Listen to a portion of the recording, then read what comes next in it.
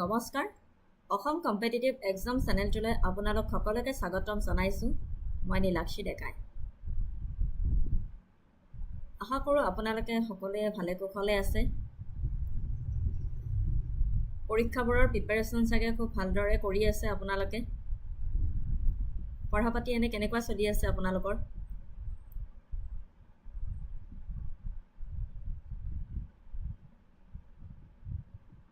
আজি মই আপোনালোকৰ লগত APSC ফৰেষ্ট ৰেঞ্জাৰৰ ষ্টেটমেণ্ট বেছড MCQs কিছুমান জেনাৰেল ষ্টাডিজৰ ডিছকাশ্যন কৰিম ইম্পৰ্টেণ্ট হয় APSC ফৰেষ্ট ৰেঞ্জাৰৰ চিলেবাছটো আপোনালোকে চাগে গম পাইছেই আৰু যদিও গম পোৱা নাই তেনেহ'লে APSCৰ ৱেবছাইটত চাই ল'ব চিলেবাছটো চ' তাতে কেনেকুৱা ধৰণৰ কুৱেশ্যন আহে তো তাৰে ওপৰত আজি ডিছকাশ্যন কৰিম আৰু কাৰোবাৰ যদি কিবা যদি সুধিবলগীয়া থাকে তেনেহ'লে কমেণ্ট ছেকশ্যনত সুধিব পাৰে আৰু কোনোবাই যদি নতুনকৈ যদি জইনো কৰে তেনেহ'লে ছাবস্ক্ৰাইব কৰি দিব প্লিজ চেনেলটো আজি এটা বিশেষ দিন হয় world photographic day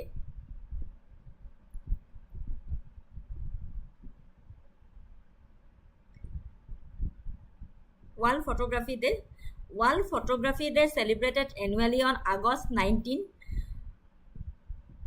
commemorates the invention of the daguerreotype, one of the first practical photographic processes, which was gifted to the world by the French government in 1839. The day is celebrated to honor the art, craft, and science of photography and to recognize its power to capture moments, tell stories, preserve history, and connect people across cultures. প্ৰতি বছৰে 19 আগষ্টত উদযাপন কৰা বিশ্ব photography দিৱসত 1839ত France চৰকাৰে বিশ্বক উপহাৰ দিয়া প্ৰথম ব্যৱহাৰিক ফটোগ্ৰাফী প্ৰক্ৰিয়াসমূহৰ ভিতৰত অন্যতম দাগেৰিঅ'টাইপৰ আৱিষ্কাৰ স্মৰণ কৰা হয় আৰু এইবাৰ 2025ৰ ৱৰ্ল্ড ফটোগ্ৰাফী ডেৰ থিমটো হৈছে মাই ফেভৰেট ফটো ঠিক আছে আজি ৱৰ্ল্ড ফটোগ্ৰাফী ডেৰ কাৰণে অকণমান কৈ দিলোঁ এতিয়া মই ক্লাছটোলৈ যাওঁ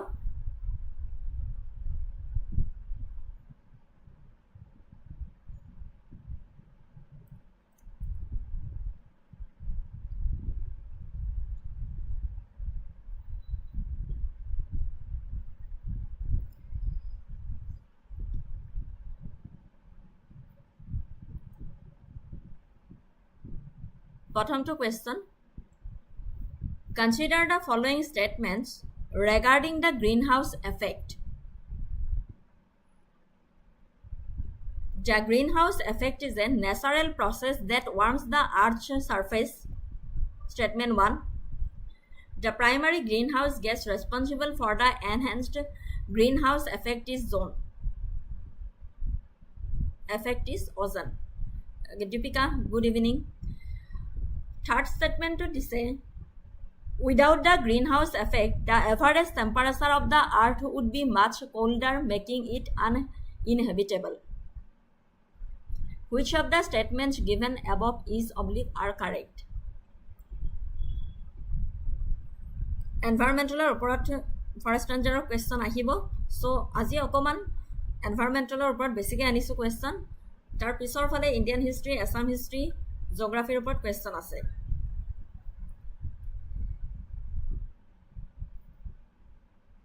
Consider the following statements regarding the greenhouse effect. Answer to konobai dile bhal hoy.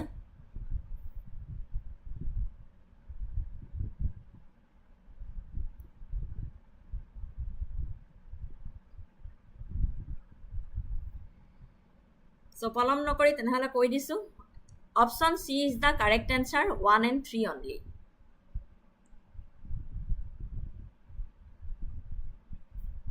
Deepika B নহয় option C 1 and 3 only. The greenhouse effect is a natural process that warms the Earth's surface. Eto correct hoy. Without the greenhouse effect, the average temperature of the Earth would be much colder, making it uninhabitable. Eto correct hoy. The greenhouse effect is indeed a natural process essential for life on Earth. Ekunai Deepika. However, the primary greenhouse gas responsible for the enhanced or human caused greenhouse effect is carbon dioxide, not ozone. While ozone is a greenhouse gas, its contribution is far less significant compared to carbon dioxide. What is greenhouse effect? Greenhouse effect ki hoy to? The greenhouse effect is a natural phenomenon where certain gases in the Earth's atmosphere trap heat, preventing it from escaping into space. This process warms the planet's surface and the lower atmosphere. The gases responsible for this are known as greenhouse gases. Think of the atmosphere as a greenhouse. Glass panels let sunlight in to warm the interior, but they also trap the heat, keeping the greenhouse warm even when it's cold outside.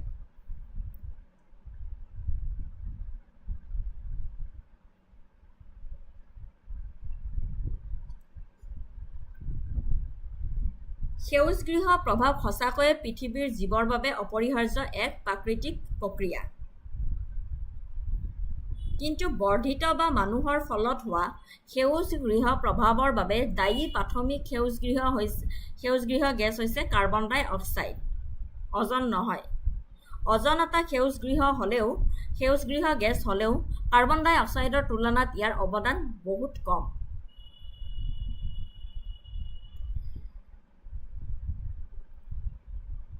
Greenhouse effect এক প্ৰাকৃতিক পৰিঘটনা য'ত পৃথিৱীৰ বায়ুমণ্ডলৰ কিছুমান বিশেষ গেছে তাপক আবদ্ধ কৰি ৰাখে, যাৰ ফলত ই মহাকাশলৈ ওলাই যাব নোৱাৰে।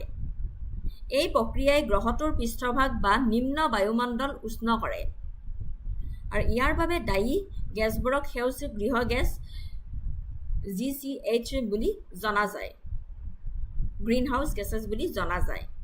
বায়ুমণ্ডলক সেউজগৃহ বুলি ভাবিব, কাঁচৰ পেনেলে ভিতৰৰ অংশটো গৰম কৰিবলৈ সূৰ্যৰ পোহৰ সোমাই দিয়ে, কিন্তু ই তাপকো আবদ্ধ কৰি ৰাখে আৰু বাহিৰত ঠাণ্ডা হ'লেও সেউজগৃহটো গৰম কৰি ৰাখে। সোলাৰ ৰেডিয়েশ্যন, সৌৰ বিকিৰণ। পৃথিৱীয়ে সূৰ্যৰ পৰা সৌৰ বিকিৰণৰ ৰূপত শক্তি লাভ কৰে। আমি জানো এই বিকিৰণৰ প্ৰায় আধা অংশ পৃথিৱীৰ পৃষ্ঠভাগে শোষণ কৰি উষ্ণ কৰি তোলে। ইনফ্ৰাৰেড ৰেডিয়েশ্যন, অতি ৰঙা বিকিৰণ। তাৰ পিছত উচ্চ পৃষ্ঠই এই শক্তিক অতি ৰঙা বিকিৰণ হিচাপে মহাকাশৰ ফালে পুনৰ বিকিৰণ কৰে। হিট ট্ৰেপিং, বায়ুমণ্ডলত থকা সেউজগৃহ গেছবোৰে এই অতি ৰঙা বিকিৰণৰ এটা উল্লেখযোগ্য অংশ শোষণ কৰি তাপক আবদ্ধ কৰি পৃথিৱীৰ পৃষ্ঠৰ ফালে পুনৰ বিকিৰণ কৰাকে ধৰি সকলো দিশতে পুনৰ বিকিৰণ কৰে। এই প্ৰক্ৰিয়াই পৃথিৱীক আৰু অধিক উষ্ণ কৰি তোলে। Greenhouse gases in the atmosphere absorb a significant portion of this infrared radiation, trapping the heat and radiating it in all directions, including back toward the Earth's surface. This process further warms the Earth. এই প্ৰভাৱ অবিহনে পৃথিৱীৰ গড় উষ্ণতা প্ৰায় -18 degree Celsius হ'ব, যাৰ ফলত আমি জনা জীৱনৰ বাবে ই অতি ঠাণ্ডা হৈ পৰিব। বুজি পাইছে?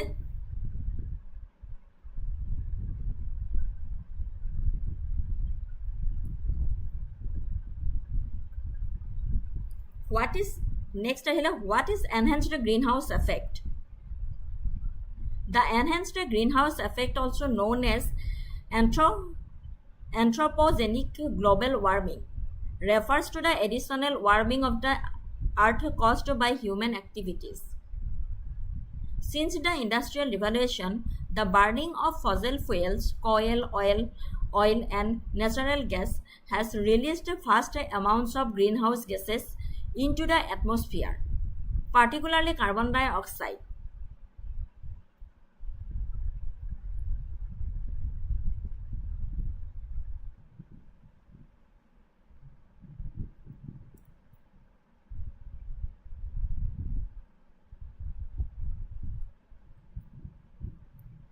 বৰ্ধিত সেউজগৃহ প্ৰভাৱ কি হয়? What is the enhanced greenhouse effect? Enhanced greenhouse effect যাক মানুহৰ দ্বাৰা সৃষ্টি হোৱা গোলকীয় উষ্ণতা বুলি কোৱা হয়। ইয়াৰ অৰ্থ হৈছে মানুহৰ কাৰ্যকলাপৰ ফলত পৃথিৱীৰ অতিৰিক্ত উষ্ণতা বৃদ্ধি। ঔদ্যোগিক বিপ্লৱৰ পিছৰে পৰা জীৱাশ্ম ইন্ধন যেনে কয়লা, তেল আৰু প্ৰাকৃতিক গেছ জ্বলোৱাৰ ফলত বায়ুমণ্ডললৈ বিপুল পৰিমাণৰ সেউজগৃহ গেছ বিশেষকৈ কাৰ্বন ডাই অক্সাইড নিৰ্গত হৈছে। মিথেন আৰু নাইট্ৰাছ অক্সাইডৰ দৰে অন্যান্য গেছেও অৰিহণা যোগোৱাৰ বিপৰীতে বায়ুমণ্ডলত ইয়াৰ উষ্ণ ঘনত্ব আৰু দীৰ্ঘ আয়ুগৰ বাবে কাৰ্বন ডাই অক্সাইডে সেউজগৃহ প্ৰভাৱ বৃদ্ধিৰ ক্ষেত্ৰত আটাইতকৈ উল্লেখযোগ্য অৰিহণা যোগাইছে। অজনো হৈছে এটা সেউজগৃহ গেছ, কিন্তু ই এই প্ৰভাৱৰ মূল গেছ নহয়। গ্ৰীণহাউছ গেছৰ বৃদ্ধিয়ে প্ৰাকৃতিকভাৱে হোৱাতকৈ অধিক তাপ আবদ্ধ কৰি ৰাখিছে, যাৰ ফলত বিশ্বৰ উষ্ণতা বৃদ্ধি পাইছে, যিটো জলবায়ু পৰিৱৰ্তনৰ মূল কাৰণ হয় বুলি আমি জানো।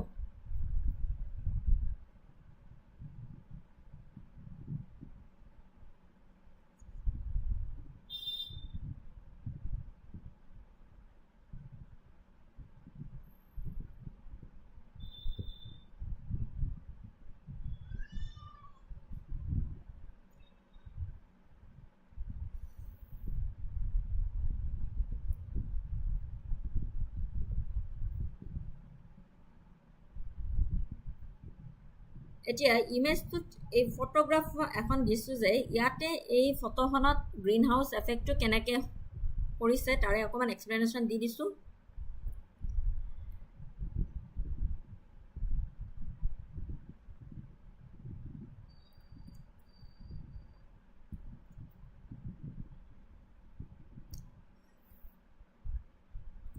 ছবিখনত দিয়া ডায়েগ্ৰামটোৱে বুজাইছে যে যিটো প্ৰাকৃতিক সেউজগৃহ প্ৰভাৱক মানুহে বৃদ্ধি কৰা সেউজগৃহ প্ৰভাৱৰ সৈতে তুলনা কৰিছে। বায়ুমণ্ডলত সেউজগৃহ গেছৰ ঘনত্বই পৃথিৱীৰ উষ্ণতাত কেনে প্ৰভাৱ পেলায় সেই বিষয়ে বুজাবলৈ গৈছে। নেচাৰেল গ্ৰীণহাউছ এফেক্ট লেফ্ট ছাইডে যিটো দিছে পিকচাৰটোত দেখিবলৈ পাইছেনে? লেফ্ট ছাইডে যিটো নেচাৰেল গ্ৰীণহাউছ এফেক্ট, বাওঁফালে দিয়াত সেই পিকচাৰটোত সেউজগৃহ প্ৰভাৱৰ প্ৰাকৃতিক অৱস্থাত দেখুওৱা হৈছে। সূৰ্যই সৌৰ বিকিৰণ হালধীয়া কমলা ৰঙৰ কাৰেৰে প্ৰতিনিধিত্ব কৰা নিৰ্গত কৰে, যিয়ে পৃথিৱীলৈ যাত্ৰা কৰিছে। On the left, the diagram shows the natural state of the greenhouse effect. এইটো তোমাৰ হালধীয়া আৰু কমলা কালাৰে যিটো আপোনাৰ দেখাইছে সেইটো আপোনাৰ সেউজগৃহ প্ৰভাৱৰ প্ৰাকৃতিক অৱস্থাটো দেখাইছে। আৰু এই বিকিৰণৰ এটা অংশ পৃথিৱীৰ পৃষ্ঠভাগে শোষণ কৰি উষ্ণ কৰি তোলে। তাৰ পিছত উষ্ণ পৃথিৱীয়ে অতি ৰঙা বিকিৰণ, যেনে তোমাৰ ইয়াতে ৰেড কালাৰ আৰু অৰেঞ্জ কালাৰ ৰঙেৰে দেখুৱাই দিয়া হৈছে। উষ্ণ পৃথিৱীয়ে অতি ৰঙা বিকিৰণ হিচাপে পুনৰ তাপ বিকিৰণ কৰে। প্ৰাকৃতিক অৱস্থাত বায়ুমণ্ডলত এক নিৰ্দিষ্ট ঘনত্বৰ সেউজগৃহ গেছ থাকে, যেনে কাৰ্বন ডাই অক্সাইড।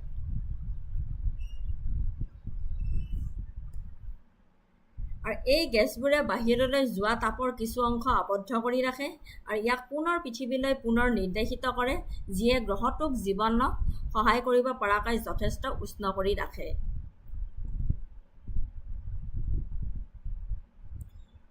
এতিয়া ডায়েগ্ৰামটোত লিখা আছে যে কম তাপ আবদ্ধ হৈ থাকে আৰু অধিক তাপ মহাকাশলৈ যায়, যিটো সুস্থিৰ জলবায়ুৰ বাবে এক সুষম আৰু অপৰিহাৰ্য প্ৰক্ৰিয়া বুলি ছবিখনত দেখুৱাইছে। Human enhanced greenhouse effect right ছাইডে। ডায়েগ্ৰামটোৰ সোঁফালে মানুহৰ দ্বাৰা বৰ্ধিত বা মানুহৰ দ্বাৰা সৃষ্টি হোৱা সেউজগৃহ প্ৰভাৱ দেখুওৱা হৈছে। বায়ুমণ্ডলত সেউজগৃহ গেছৰ অধিক ঘনত্ব দেখুৱাইছে, যিটো অধিক গেছৰ অণুৱে কাৰ্বন ডাই অক্সাইড অহা সৌৰ বিকিৰণ একেই যদিও বাহিৰলৈ যোৱা তাপৰ ওপৰত ইয়াৰ প্ৰভাৱ বেলেগ। আৰু অধিক সেউজগৃহ গেছৰ অণুৰ সৈতে বাহিৰলৈ যোৱা অতি ৰঙা বিকিৰণৰ এটা অংশ আবদ্ধ হৈ থাকে আৰু পুনৰ পৃথিৱীৰ পৃষ্ঠলৈ পুনৰ নিৰ্দেশিত হয় আৰু অধিক তাপ আবদ্ধ হৈ থাকে ডায়াগ্ৰামটোত চাব লক্ষ্য কৰিব অধিক তাপ আবদ্ধ হৈ থাকে আৰু কম তাপ মহাকাশলৈ যায় আৰু এই ইমবেলেন্সটোৰ কাৰণে পৃথিৱীৰ গড় উষ্ণতা শুদ্ধ বৃদ্ধি পায় যিটো পৰিঘটনাক গোলকীয় উষ্ণতা বৃদ্ধি বুলি জনা যায় ডায়াগ্ৰামটো স্পষ্টভাৱে উচ্চ সেউজগৃহ গেছৰ ঘনত্বৰ সৈতে সংযোগ কৰিছে যিটো জীৱাশ্ম ইন্ধন জ্বলোৱাৰ দৰে মানুহৰ কাৰ্যকলাপৰ প্ৰত্যক্ষ ফল বুলি দেখুৱাইছে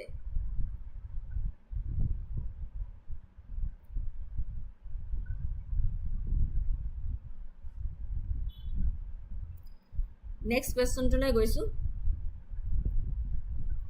Consider the following statements about a biodiversity hotspot.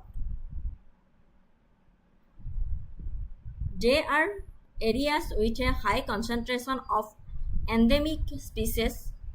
They are characterized by a significant loss of habitat.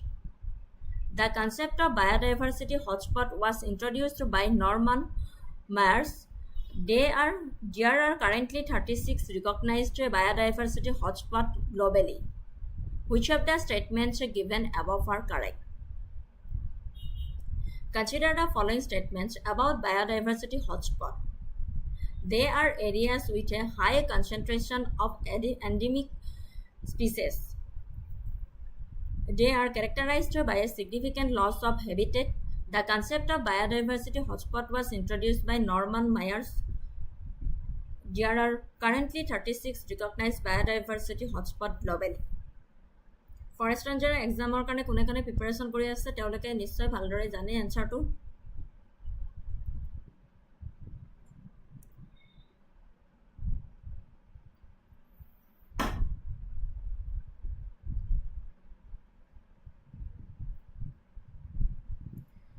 পলম নকৰি শুদ্ধ উত্তৰলৈ গৈছো option D is the correct answer 1 2 3 and 4 গোটেইকেইটা ষ্টেটমেণ্টে কাৰেক্ট হয় All the statements are correct. Biodiversity hotspots are defined as regions with high levels of endemic species and a history of significant habitat loss at least 70%. The concept was pioneered by British ecologist Norman Myers, and there are currently 36 distinct designated hotspots worldwide. All the statements are correct. What is a biodiversity hotspot? A biodiversity hotspot is a biographic region that is both a significant reservoir of biodiversity and is threatened with destruction. The concept was first proposed by Norman Myers in a 1988 article for the environmentalist তেখেত এজন এনভাইৰনমেণ্টেলিষ্ট আছিলে to qualify as a hotspot a region must meet two strict criteria it must contain at least 1500 species of vascular plants as endemics which means the species are found nowhere else on earth it must have lost at least 70% of its original natural vegetation In other words, it has a significant loss of habitat. The contribution of these two criteria highlights areas that are both biologically rich and profoundly threatened. The term hotspot is used to signify the urgency of conservation efforts in these regions. Global distribution. As of now, there are 36 recognized biodiversity hotspots around the world. মনত ৰাখিব 36 recognized biodiversity hotspots around the world as identified by Conservation International. These regions, though covering only 2.5% of the Earth's land surface, are home to more than half of the world's plant species and nearly 43% of all bird, mammal, reptile, and amphibian species. Protecting this hotspot is crucial for preserving a significant portion of the world's biodiversity. Examples of biodiversity hotspots include the tropical Andes, the Mediterranean basin, and the forest of East Australia. Biodiversity hotspotter উদাহৰণ দি দিছে the tropical Andes, the Mediterranean basin, and forest of East Australia.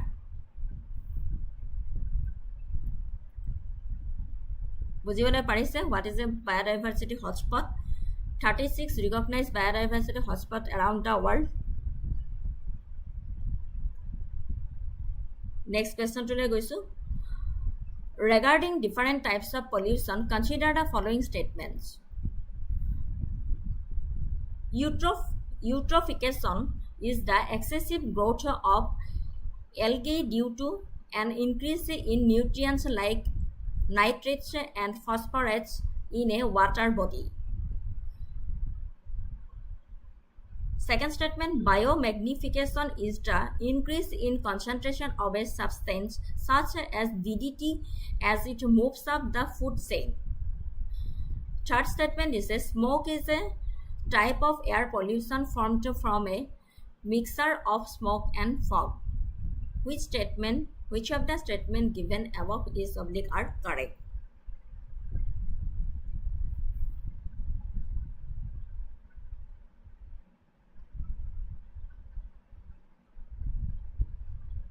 Rishi C disa. Sao baru Rishi correct asan na kudha uttortu? Exactly correct. 1, 2 and 3 option C is the correct answer. Explanation di disu. Eutrophication ki hoy? All three statements are correct. Eutrophication is a process of nutrient enrichment in water, often leading to harmful algal blooms. Biomagnification describes the increasing concentration of toxins at higher tropic levels. Smoke is a well-known air pollutant, historically referring to the mix of smoke and fog, through which now more broadly used to describe photochemical smoke. Etia, eutrophication ki hoy and biomagnification ki hoy?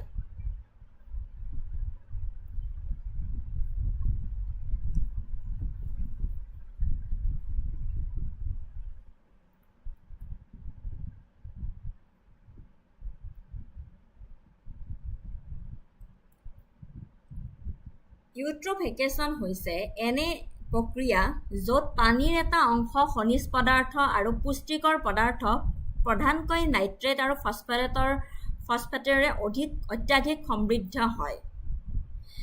ইংলিছত দিয়া আছে, মই অসমীয়াত কৈ দিছোঁ। এই পুষ্টিকৰ পদাৰ্থবোৰ প্ৰায়ে কৃষিৰ পানী, নলা নৰ্দমা, ঔদ্যোগিক আৱৰ্জনা আদিৰ পৰা আহে। আৰু হঠাতে পুষ্টিকৰ পদাৰ্থৰ আগমনৰ ফলত শেলাই বুলি কয় যে শেলাইৰ অত্যাধিক বৃদ্ধি হয়, যিটো পৰিঘটনাক শেলাই ফুল বুলি জনা যায়। আৰু এই ঘন শেলাইৰ বৃদ্ধিয়ে সূৰ্যৰ পোহৰ পৃষ্ঠৰ তলৰ জলজ উদ্ভিদলৈ যোৱাত বাধা দিয়ে, যাৰ ফলত ইহঁতৰ মৃত্যু হয়। স্কুলিং লেভেলত আমি পঢ়িছিলোঁ, শেলাই আৰু উদ্ভিদ পচি যোৱাৰ লগে লগে ইয়াক ভাঙি পেলোৱা বেক্টেৰিয়াই পানীত থকা বৃহৎ পৰিমাণৰ দ্ৰৱীভূত অক্সিজেন খৰচ কৰে, আৰু এই অক্সিজেনৰ অভাৱত মৃত অঞ্চলৰ সৃষ্টি হয়, য'ত মাছ আৰু অন্যান্য জীৱৰ দৰে বেছিভাগ জলজ জীৱই জীয়াই থাকিব নোৱাৰে, যাৰ ফলত জৈৱ বৈচিত্ৰ্যৰ যথেষ্ট ক্ষতিসাধন হয়। তাকে ইউট্ৰফিকেশ্যন বুলি কোৱা হৈছে। আৰু বায়'মেগনিফিকেশ্যন কি কয়? জৈৱ বৃদ্ধি, যাক ইমপ্লিফিকেশ্যন বা বায়'লজিকেল মেগনিফিকেশ্যন বুলি কোৱা হয়। এইটো হ'ল খাদ্য শৃংখলৰ ক্ৰমাগতভাৱে উচ্চ মাত্ৰাত জীৱত কোনো পদাৰ্থৰ ঘনত্ব বৃদ্ধি পোৱা। জৈৱ বৃদ্ধি কৰা পদাৰ্থবোৰ সাধাৰণতে স্থায়ী, ইহঁত সহজে ভাঙি নাযায়, চৰ্বিত, দ্ৰৱীভূত আৰু বিষাক্ত। এটা ক্লাছিক আৰু ভালদৰে নথিভুক্ত উদাহৰণ হ'ল কীটনাশক ডিডিটি জলভাগত প্ৰৱেশ কৰিলে অনুবীক্ষণিক জীৱই ইয়াক শোষণ কৰে। সৰু মাছে এই জীৱবোৰ খায় আৰু ইহঁতৰ চৰ্বিযুক্ত কলাত ডিডিটি জমা কৰে। তাৰ পিছত ডাঙৰ মাছ সৰু মাছবোৰ খায় আৰু ডিডিটিৰ ঘনত্ব আৰু বৃদ্ধি পায় আৰু এই প্ৰক্ৰিয়া খাদ্য শৃংখলৰ ওপৰলৈ অব্যাহত থাকে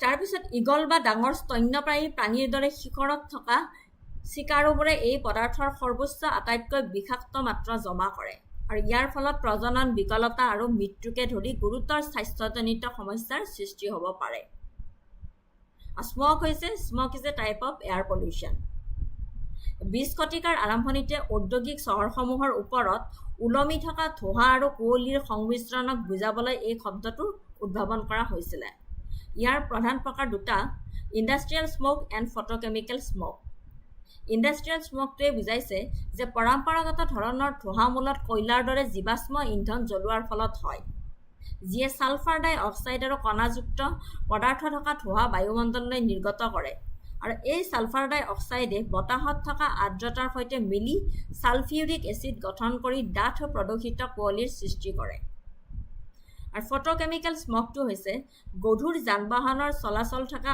আধুনিক চহৰত এই ধোঁৱা অধিক সাধাৰণ বাহনৰ নিৰ্গমন আৰু ঔদ্যোগিক নিৰ্গমনৰ পৰা সূৰ্যৰ পোহৰে নাইট্ৰজেন অক্সাইড আৰু অস্বাভাৱিক জৈৱ যৌগ সৈতে বিক্ৰিয়া কৰিলে এইটো গঠন হয় এই বিক্ৰিয়াৰ ফলত অজন আৰু পেৰাক্সি এচিটাইল নাইট্ৰেটকে ধৰি প্ৰদূষণৰ ক্ষতিকাৰক মিশ্ৰণৰ সৃষ্টি কৰে যিয়ে শ্বাস-প্ৰশ্বাসজনিত সমস্যাৰ সৃষ্টি কৰি শস্যৰ ক্ষতি কৰিব পাৰে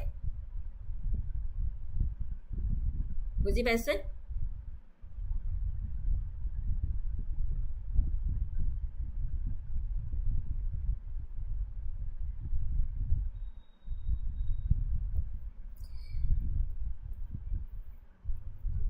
Next question to goisu.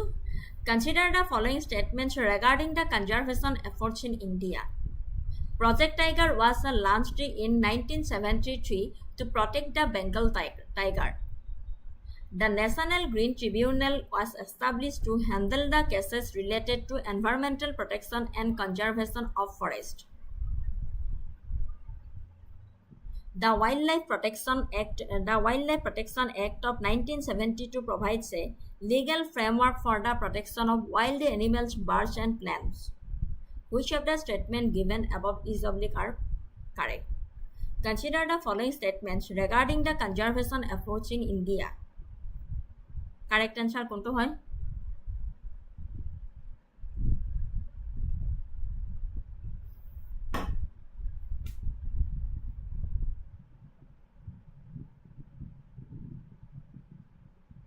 কোনোবাই দিবানে আনসাৰ নেদিয়া যদি মই কৈ দিছো আনসাৰটো option D is the correct answer 1 2 and 3 all three statements are correct Project Tiger has been a landmark conservation program in India The National Green Tribunal is a specialized body for environmental justice The Wildlife Protection Act 1972 is the cornerstone of the wildlife conservation in the country. Project Tiger is a landmark conservation program launched on April 1, 1973. It was initiated by the Government of India to save the Bengal tiger from extinction. The project established several tiger reserves in various parts of the country ensuring a safe habitat for the tigers and their prey. The project has been highly successful, leading to a significant increase in the tiger population in India. National Green Tribunal (NGT) was established in 2010 under the National Green Tribunal Act. Its primary purpose is to provide a specialized forum for the effective and expeditious disposal of cases relating to environmental protection, conservation of forests, and other national resources. The NGT's establishment filled a void in the Indian legal system, providing a dedicated body to handle complex environmental issues. Sabo, ইয়াৰ ওপৰত question আহিয়ে থাকে Wildlife Protection Act 1972. The Wildlife Protection Act 1972 is a comprehensive law that provides a legal framework for the protection of various wild animals, birds, and plant species. It outlines the prohibition of hunting and the establishment of a network of protected areas, including the national parks and wildlife sanctuaries. The Act also provides for the control of trade in wildlife and their products, making it a powerful tool for conservation. ঠিক আছে? Moving to the next question. Which of the following is the most significant cause of the loss of biodiversity? Overexploitation of natural resources, habitat destruction and fragmentation, introduction of invasive alien species, climate change. Which of the following is the most significant cause of the loss of biodiversity? কোনটো হয় correct answer?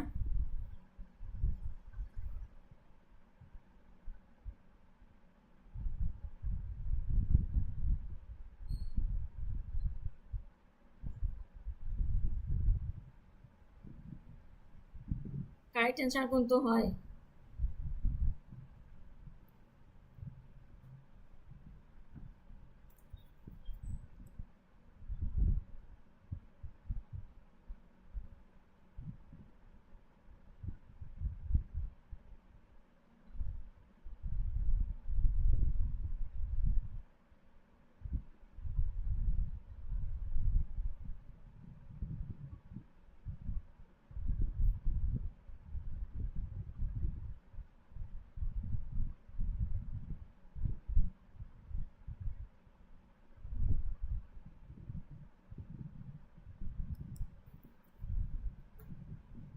ঠিক আছে মই কৈ দিছো এনসাৰটো option B is the correct answer habitat destruction and fragmentation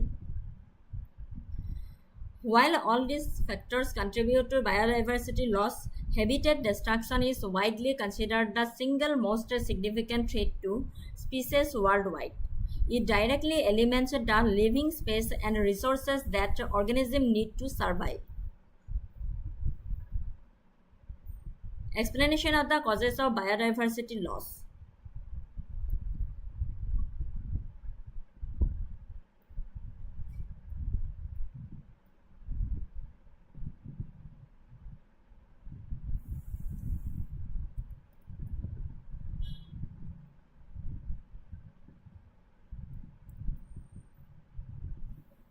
জৈৱ বৈচিত্ৰ্যৰ ক্ষতি একাধিক কাৰকৰ দ্বাৰা পৰিচালিত এক জটিল বিষয় পৰিৱেশ বিজ্ঞানীসকলে প্ৰায়ে মূল ভাবুকিসমূহ মনত ৰাখিবলৈ HIPPO সংক্ষিপ্ত ৰূপটো ব্যৱহাৰ কৰে যেনে হেবিটেট ডিষ্ট্ৰাকশ্যন বাসস্থান ধ্বংস ইনভাজিভ স্পিচিছ আক্ৰমণাত্মক প্ৰজাতি পলিউশ্যন প্ৰদূষণ পপুলেশ্যন জনসংখ্যা আৰু অতিমাত্ৰা শোষণ অভাৰ এক্সপ্লইটেশ্যন ইয়াৰে বাসস্থানৰ ক্ষতিক প্ৰথম নম্বৰৰ ভাবুকি বুলি গণ্য কৰা হয় হেবিটেট ডিষ্ট্ৰাকশ্যন এণ্ড ফ্ৰেগমেণ্টেশ্যন বাসস্থান ধ্বংস আৰু খণ্ডিতকৰণ জৈৱ বৈচিত্ৰ্যৰ ক্ষতিৰ প্ৰধান কাৰণ এইটোৱে যেতিয়া প্ৰাকৃতিক বাসস্থানসমূহ মানুহৰ ব্যৱহাৰৰ বাবে ৰূপান্তৰিত কৰা হয় যেনে কৃষি নগৰ উন্নয়ন কাঠ কটা বা খনন তেতিয়া প্ৰজাতিসমূহে জীয়াই থাকিবলৈ প্ৰয়োজনীয় সম্পদ আৰু স্থান হেৰুৱাই পেলায় আৰু বাকী থকা বাসস্থানবোৰ প্ৰায়ে সৰু সৰু বিচ্ছিন্ন ঠাইত ভাঙি দিয়া হয় যিটো প্ৰক্ৰিয়াক খণ্ডিতকৰণ বুলি কোৱা হয় আৰু ইয়াৰ ফলত প্ৰজাতিবোৰৰ স্থানান্তৰ সংগী বিচাৰি বা খাদ্য লাভ কৰাত অসুবিধাৰ সন্মুখীন হয় আৰু যাৰ ফলত জনসংখ্যাৰ আকাৰ আৰু জিনীয় বৈচিত্ৰ্য হ্ৰাস পায় Over exploitation of natural resources প্ৰাকৃতিক সম্পদৰ অতিমাত্ৰা শোষণ প্ৰজাতিবোৰক পুনৰ ভৰোৱাতকৈ বেছি হাৰত চপোৱা উদাহৰণস্বৰূপে অতিৰিক্ত মাছ ধৰা অস্থায়ীভাৱে কাঠ কটা আৰু অবৈধ বন্যপ্ৰাণীৰ ব্যৱসায় ইয়াৰ প্ৰভাৱে প্ৰায়ে নিৰ্দিষ্ট প্ৰজাতি বা অঞ্চলত স্থানীয়কৃত হয়, বাসস্থান ধ্বংসৰ দৰে নহয়, যিয়ে সমগ্ৰ পৰিৱেশ তন্ত্ৰক প্ৰভাৱিত কৰে। বুজিব পাৰিছে? Introduction of invasive alien species. যেতিয়া প্ৰজাতিসমূহক নিজৰ স্থানীয় পৰিসৰৰ বাহিৰৰ নতুন পৰিৱেশত প্ৰৱেশ কৰা হয়, তেতিয়া ইহঁতে সম্পদৰ বাবে থলুৱা প্ৰজাতিসমূহক পৰাস্ত কৰিব পাৰে। ইহঁতক চিকাৰ কৰিব পাৰে বা ৰোগ বিয়পাব পাৰে। ইয়াৰ এটা সুপৰিচিত উদাহৰণ হ'ল ভাৰতৰ water hyacinth.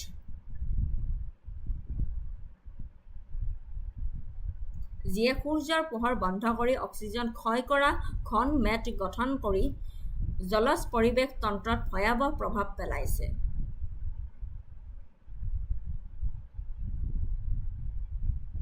A well-known example is the water hyacinth in India, which has severely impacted aquatic ecosystems by forming dense mats that block sunlight and deplete oxygen. ঠিক আছে?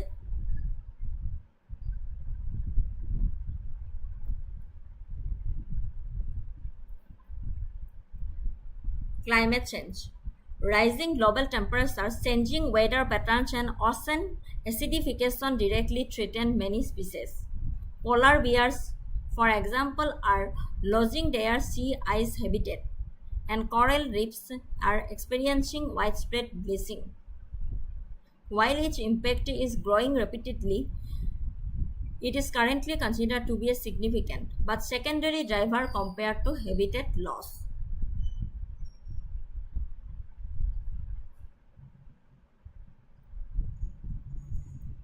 Next question to the which of the following is an example of an indigenous tree species in Assam known for its timber and cultural significance?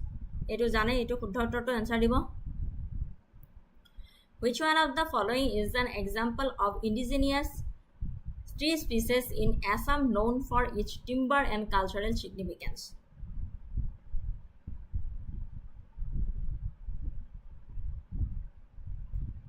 Teak, sal, holong, mahogany.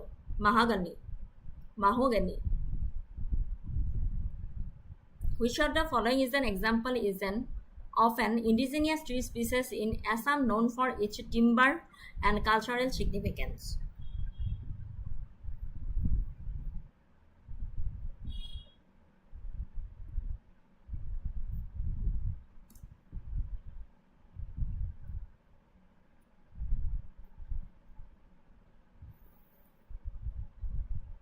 So correct answer to hol option C, holong. Dipterocarpus macrocarpus, holong tree. Holong is a large evergreen tree that is highly significant to the state of Assam. Yare characteristics homo hol state tree of Assam hoy holong, habitat and distribution, physical features, cultural and economic significance, timber, biodiversity, religious and traditional uses. বৈশিষ্ট্যসমূহ হৈছে state tree of Assam Hollong holds a special place in Assam as its official state tree.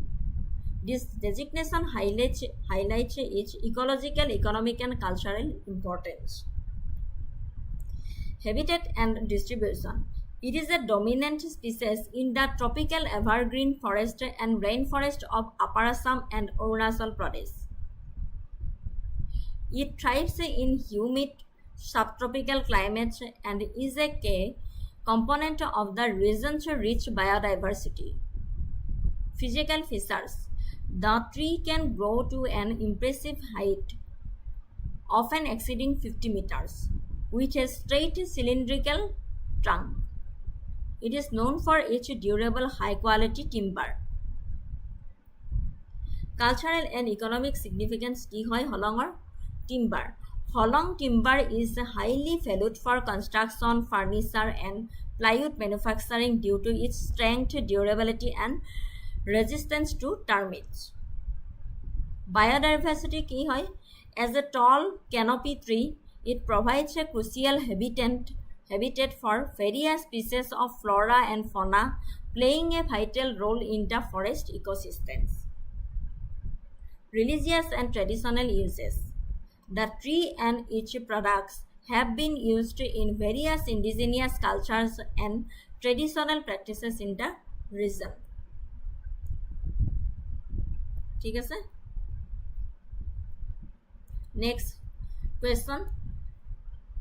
What is the primary objectives of the National Forest Policy of India? 1988.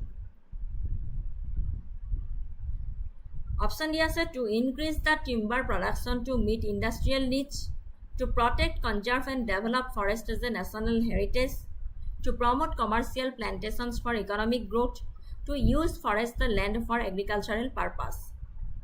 What is the primary objectives of the National Forest Policy of India 1988? কি হয় correct answer?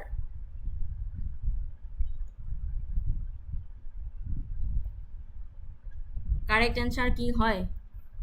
APSC Forest Ranger exam দিয়া কম student আছে নেকি?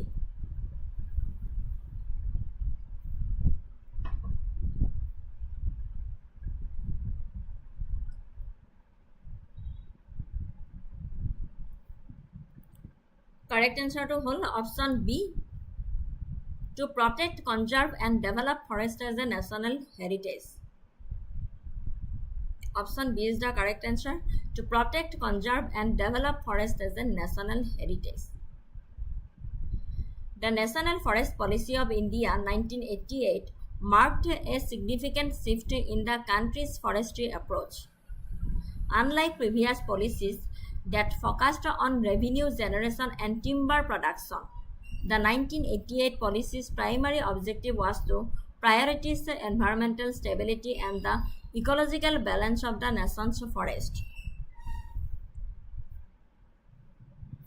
Environmental stability. The policy aims to maintain and restore the ecological balance that has been distributed by the depletion of forest. Conservation. It seeks to conserve the natural heritage of the country by preserving the existing natural forest. Protection. The policy emphasizes protecting the remaining forest from degradation and preventing soil erosion in catchment areas of rivers and reservoirs. Meeting local needs. It also focuses on meeting the basic needs of the rural and tribal populations who depend on forest for fuel wood, fodder, and minor forest produce, thus promoting a more people-centric approach to forest management. National Forest Policy of India 1988 marked a significant shift in the country's forestry approach. Next question to goisu. Which of the following is an example of an ex-situ conservation method that involves preserving genetic material in a very low temperature environment? Seed Bank Zoological Park, Cairo Preservation Botanical Garden. Which of the following is an example of an ex-situ conservation method that involves preserving genetic material in a very low temperature environment? Seed Bank Zoological Park, Cairo Preservation Botanical Garden. কোনটো হয় correct answer?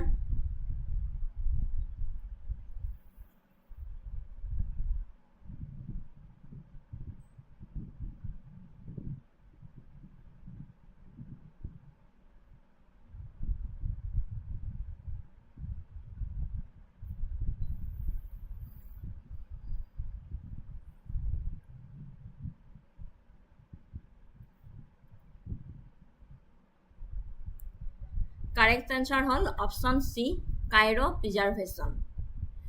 Cairo preservation is a specific type of ex-situ conservation that involves the preservation of cells, tissues or even whole organisms by cooling them to very low temperatures, typically using liquid nitrogen at minus 196 degrees Celsius. At these ultra-low temperatures, biological activity effectively stops, allowing the genetic material to be stored for an extended period without degradation. This method is crucial for preserving the genetic diversity of endangered species, storing germplasm, and safeguarding the plant seeds that cannot be stored in conventional seed banks.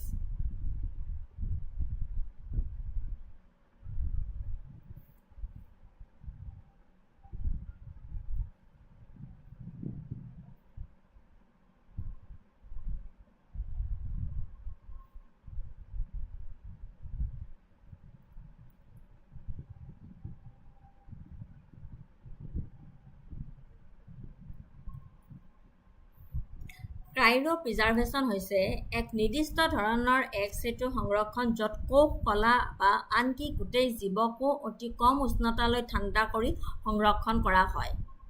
সাধাৰণতে -196 degree চেলছিয়াছত তৰল nitrogen ব্যৱহাৰ কৰা। এই অতি কম উষ্ণতাত জৈৱিক কাৰ্যকলাপ ফলপ্ৰসূভাৱে বন্ধ হৈ যায়, যাৰ ফলত জিনীয় পদাৰ্থখিনি অৱক্ষয় নোহোৱাকৈ দীৰ্ঘ সময়ৰ বাবে সংৰক্ষণ কৰিব পৰা যায়। বিভিন্ন প্ৰজাতিৰ জিনীয় বৈচিত্ৰ্য সংৰক্ষণ, জাৰ্মপ্লাজম সংৰক্ষণ আৰু গতানুগতিক বীজৰ বেংকত সংৰক্ষণ কৰিব নোৱাৰা উদ্ভিদৰ বীজ সুৰক্ষিত কৰাৰ বাবে এই পদ্ধতিটো অতি গুৰুত্বপূৰ্ণ। ঠিক আছে? Moving to the next question. Consider the following statements regarding red D plus reducing emissions from deforestation and forest degradation. It is an UN-backed framework aimed at reducing carbon emissions from deforestation in developing countries. Statement 2 said the plus in red D plus includes the role of conservation, sustainable management of forest, and enhancement of forest carbon stocks. It focuses exclusively on tropical rainforests as they are the largest carbon sinks. Which of the statements given above are correct? Consider the following statements regarding the red D plus reducing emissions from deforestation and forest degradation. কোনটো correct হয়?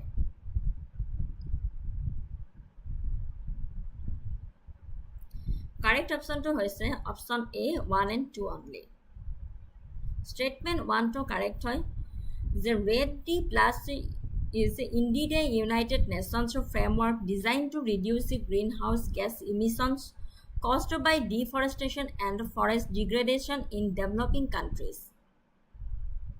It operates under the UN Framework Convention on Climate Change and provides financial incentives for developing nations to conserve their forests and use them sustainably. A statement 2 to correct hoy that the second statement is also correct and explains the plus in the acronym. Initially, the concept focused only on reducing emissions from deforestation and forest degradation. The plus was added to broaden the scope to include conservation of forest carbon stocks, sustainable management of forest, enhancement of forest carbon stocks. And statement 3 to incorrect hoy. Tropical rainforests are significant carbon sinks and are a primary focus of Red D Plus project. The framework is not limited to them. Red D Plus is applicable to all types of forest in developing countries, including temperate forest, mangroves, and dry forest. The goal is to address deforestation and forest degradation globally, not just in one specific biome. Ekarne incorrect hoy statement 3 2. 1 and 2 only correct.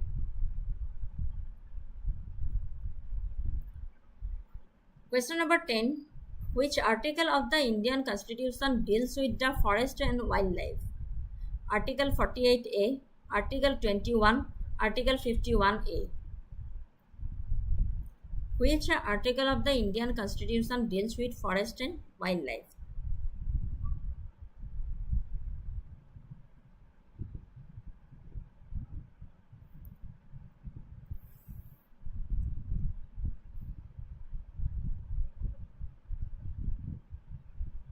Correct answer to hoise option A, Article 48A. Article 48A of the Indian Constitution, inserted by the 42nd Amendment Act of 1976, is a key provision under the directive principles of state policy. It states that states shall endeavor to protect and improve the environment and to safeguard the forest and wildlife of the country. মনত পৰিছেনে Article 48A, 42nd Amendment Act of 1976.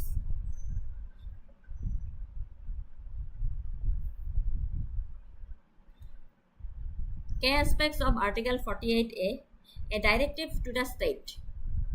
State's duty to protect and improve the environment. Specific mention of forest and wildlife. Interconnection with fundamental duties. এইখিনি আপোনালোকে পঢ়ি ল'ব, পঢ়ি ল'লে বুজি পাব। Judicial interpretation. The Indian judiciary, particularly the Supreme Court, has used Article 48A to expand the scope of Article 21, right to life.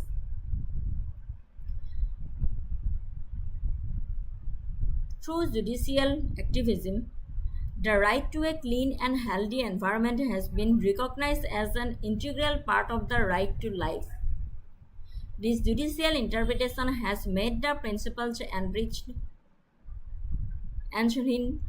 in Article 48A legally enforceable, allowing citizens to seek legal recourse against environmental damage. This has led to landmark judgment and a more robust environmental jurisprudence in India. Jurisprudence in India.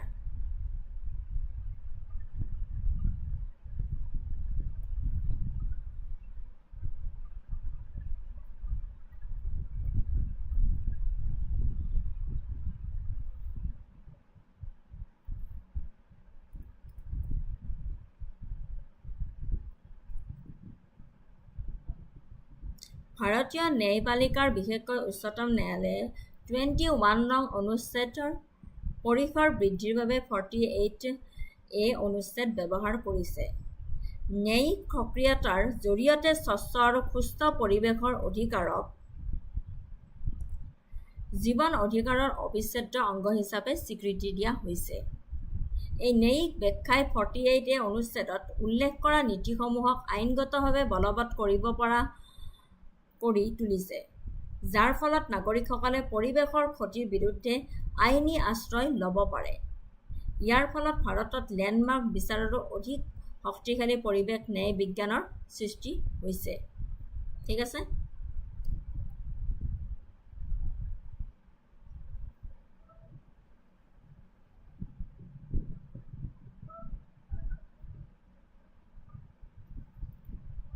Moving to the next question.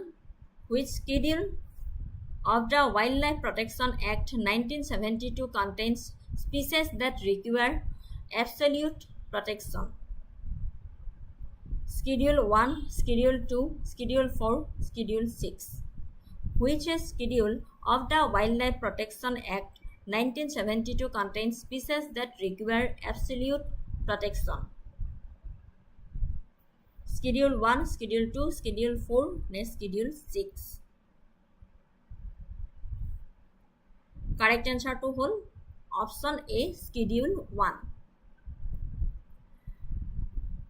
Schedules of the Wildlife Protection Act 1972. Important hai itu. The Wildlife Protection Act of 1972 in India categorizes different species of plants and animals into various schedules to provide them with different levels of protection. The highest level of protection is afforded to species listed under Schedule 1 and Part 2 of Schedule 2. Any hunting, killing, or trade of these species is strictly prohibited, and offences related to them carry the highest penalties. The highest level of protection is afforded to species listed under the Schedule 1 and Schedule 2.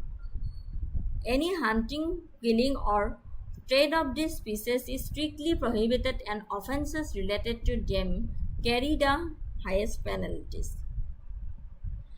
Yet schedule kita explanation kori disu.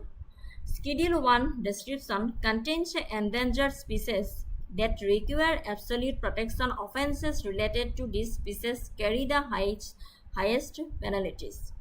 Example: tiger, black buck, snow leopard, rhinoceros. Schedule 2 provide high protection but not absolute. Trade of species on this list is prohibited. Examples: Assamese macaque,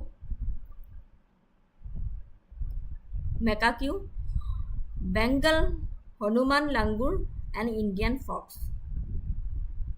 Assamese macaque, Bengal Hanuman langur, and Indian fox. Schedule 3 and 4 list protected species with lower penalties for offences: spotted deer, hyena, hare, and flamingo.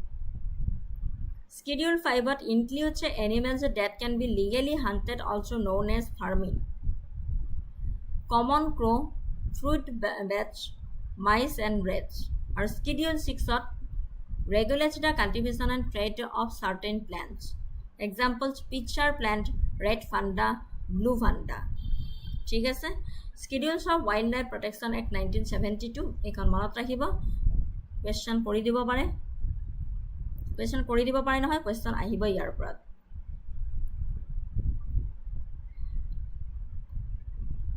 Next কুৱেশ্চনটোলৈ গৈছো। The Joint Forest Management Program was formally launched in India in 1972, 1980, 1988, and 1990. The Joint Forest Management Program was formally launched in India 1972, 1980, 1988, and 1990. Ketia?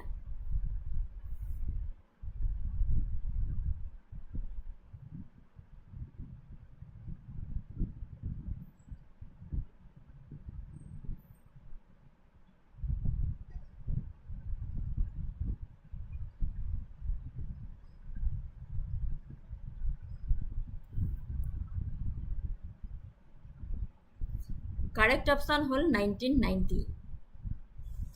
The Joint Forest Management Program was formally launched in India with the issuance of a circular by the Government of India on June 1, 1990.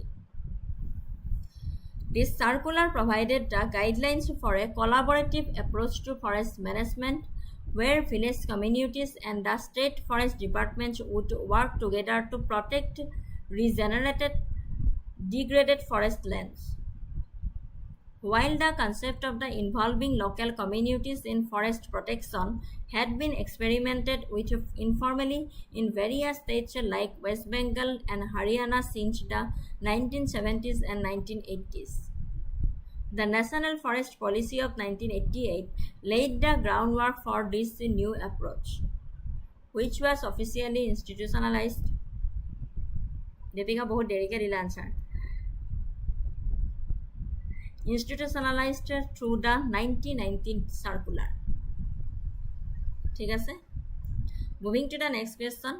The Forest Rights Act 2006 recognizes commercial rights to tribals, exclusive government ownership of forest produce, traditional forest dwellers' right over land and resources, forest officers' power to evict encroachers.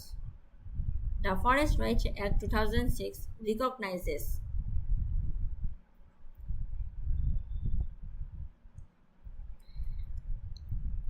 The Forest Rights Act 2006 recognizes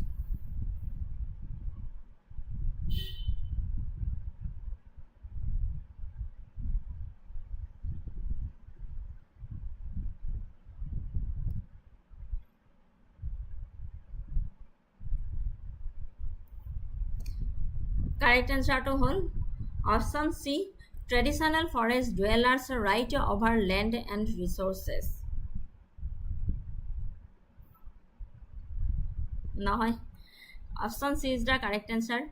Traditional forest dwellers right over land and resources. Option C is the correct answer. Forest Rights Act 2006. The Forest Rights Act, officially known as the Scheduled Tribes and Other Traditional Forest Dwellers Act, was enacted in 2006 in India. Its primary purpose is to correct a historical injustice by recognizing the rights of forest-dwelling communities, including scheduled tribes and other traditional forest dwellers, who have been living in and dependent on forest for generations. The Act grants these communities the right to hold and live in forest land, cultivate it for sustenance and use, and protect the forest and its resources. Clear provision of the Act. Actখনত কি আছে? Title rights, community rights, habitat rights, development rights. The Act empowers the Gram Sabha to initiate the process of determining the nature and extent of the rights of forest dwellers. The Gram Sabha acts as the key authority in this process, ensuring that the recognition of rights as community driven. This legislation is a significant step toward conservation and sustainable management of forest by empowering the very people who have traditionally been the guardians of this ecosystem. Moving to the next question. The primary reason for the decline in population of hornbills in northeast India: pesticide poisoning, electrocution, habitat fragmentation and nesting tree loss, invasive species. The primary reason for the decline in population of hornbills in northeast India is pesticide poisoning, electrocution, habitat fragmentation and nesting tree loss, invasive species.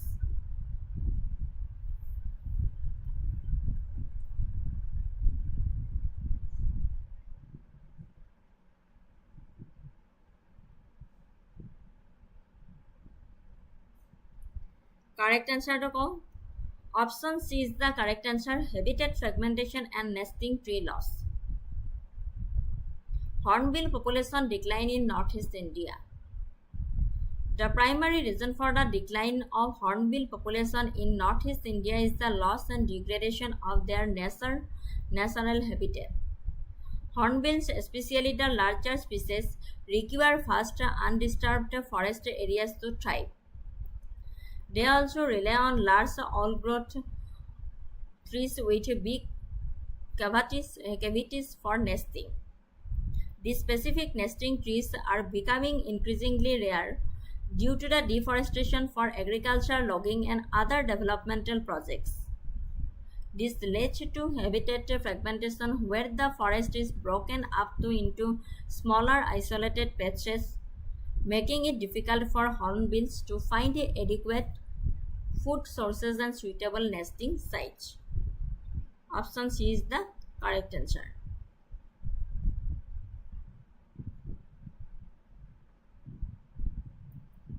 Moving to the next question. Which species is most vulnerable to shifting cultivation in northeast India? Soria robusta, Tectona grandis, Michaelia sampaka, and Dipterocarpus retusus.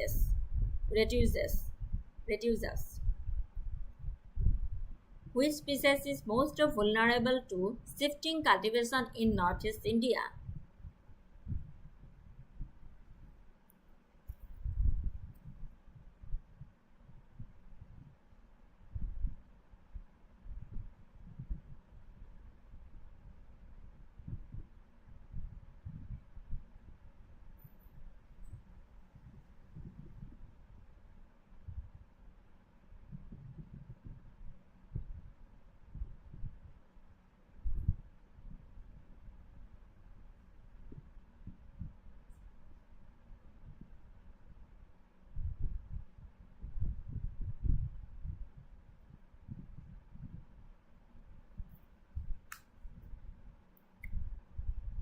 Correct answer hol option D, Dipterocarpus retusus. Shifting cultivation and its impact on tree species.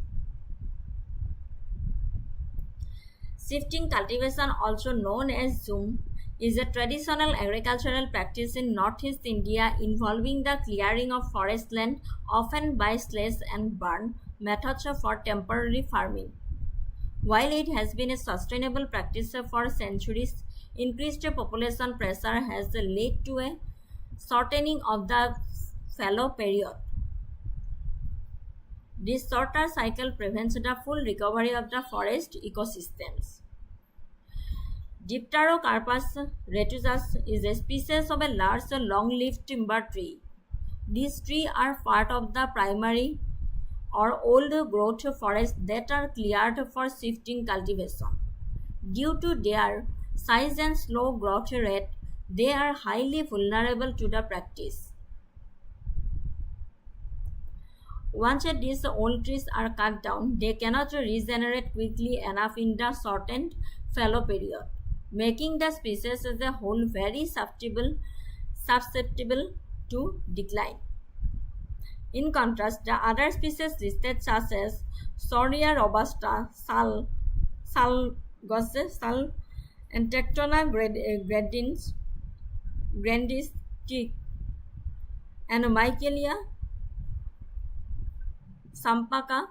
sampagos are also valuable timber trees but are either not as prevalent in the specific ecosystems affected by zoom or are more adaptable to secondary forest growth or managed plantations. Moving to the next question. With a reference to the Indian Forest Act 1927, consider the following statements. Section 3 grants the power to the state government to constitute any forest land or waste the land as a reserved forest. Section 4 provides for the final notification declaring the forest as reserved after all claims have been settled.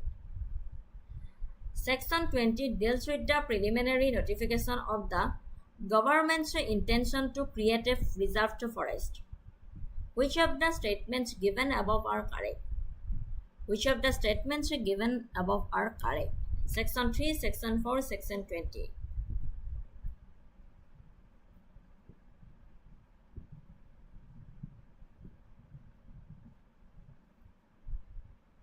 কোনটো correct হয়?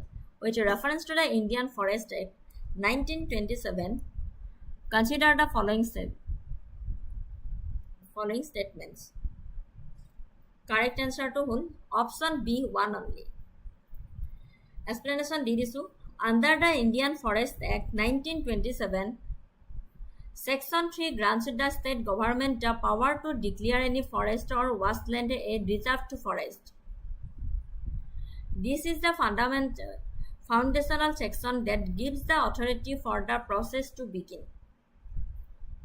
The process of declaring a reserved forest is not a single action but a multi-step procedure defined by several sections of the Act. Section 4. This section initiates the process. It requires the state government to issue a preliminary notification in the official gazette stating its intention to declare an area as a reserved forest. This notification also appoints a forest settlement officer to inquire into and determine any existing rights of individuals or communities in that area. Section 5 to 19. These sections detail the role and powers of the forest settlement officer. They describe the process for hearing and settling claims from local inhabitants, such as rights of way, pasturage, or forest produce.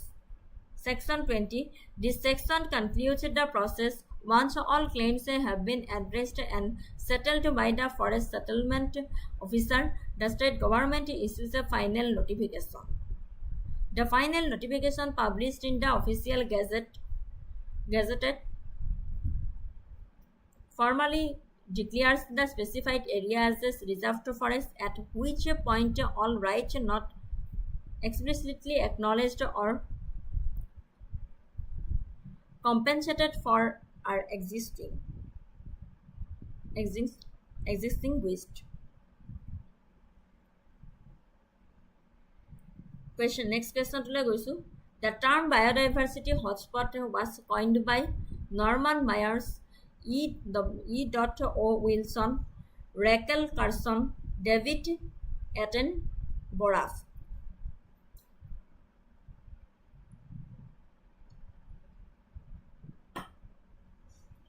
The term biodiversity hotspot was coined by Norman Myers, E. O. Wilson, Raquel Carson, David Attenborough. কোনটো হয়?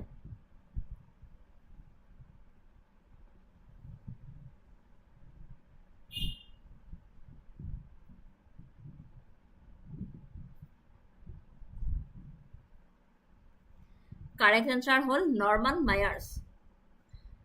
Norman Myers, a British ecologist, coined the term biodiversity hotspot in 1988 in a paper published in the journal The Environmentalist. He identified 10 tropical forest hotspots characterized by high levels of endemism and significant habitat loss. Later in 1990, he explained this to 18 hotspots. This concept has since been adopted and refined by conservation organizations like Conservation International to prioritize areas for conservation efforts.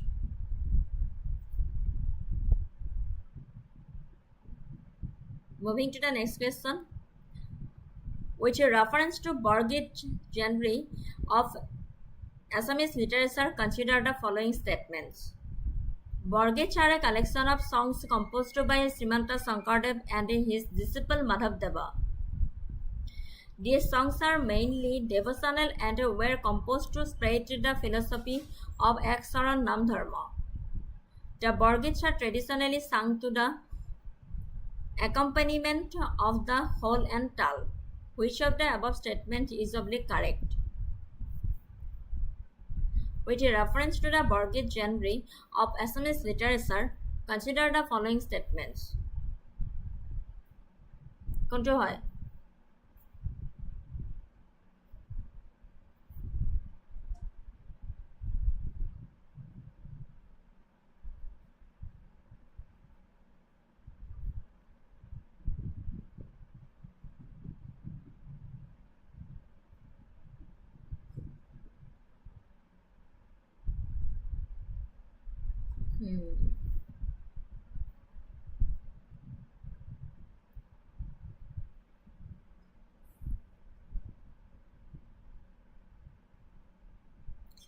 Correct answer to all option D, 1, 2 and 3. Correct.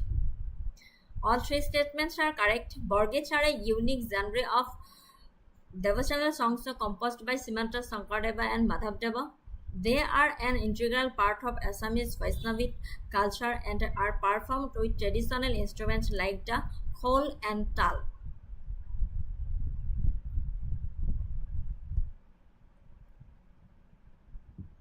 Consider the following statements about the Assamese drama. Ankiyanat was introduced by Sankardeva and deals with religious themes. Sotadev is considered the father of Assamese prose. Karnavar is a famous drama written by Lakshminath Bezborwa. Which of the above statements are correct? Last 17টা question environment and ecology ওপৰত আনিছিলো. এতিয়া মই static জিকেৰ ওপৰত আনিছো. Consider the following statements about the Assamese drama. কি হয় correct answer? Ankiyanat was introduced by Sankardeva and deals with religious themes. Sotadev is considered the father of Assamese prose. Karnavir is a famous drama written by Lakshminath Bezborwa.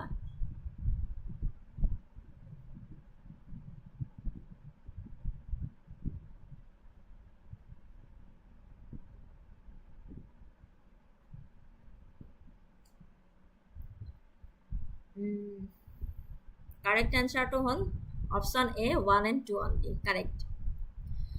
Statement 1 to correct hoy. The Ankianath is a form of one-actor play that was introduced by the 15th-16th century saint reformer Srimanta Shankardeva. These plays were written in a mixed language called Brajavali and were primarily aimed at disseminating the religious and moral teachings of Akshara Namdharma. They are known for their devotional themes and musical nature. Statement 2 correct hoy Bhattadev. 1558 to 1638, a disciple of Damodar Deva is considered the father of Assamese prose. He translated the Bhagavad Gita and Bhagavad Purana into Assamese, writing them in a highly refined and literary prose style. His works laid the foundation for modern Assamese prose. Statement 3 to incorrect hoy kihor karne. The drama Karnavar was written by the famous Sanskrit dramatist Bhasa, not Lakshminath Besbarua.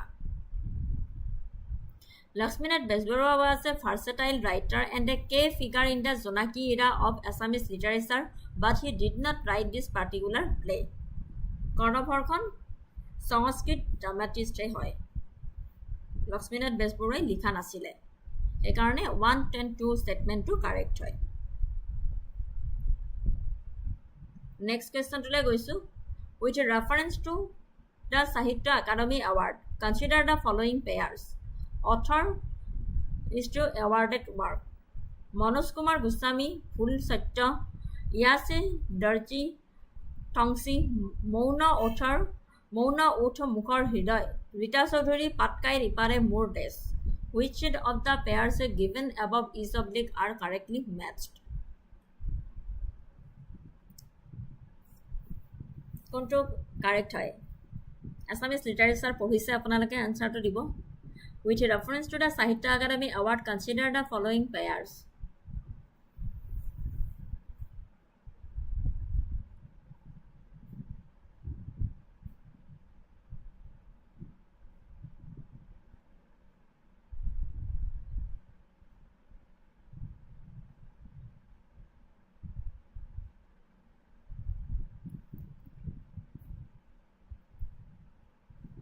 Correct answer hold only 1 and 2.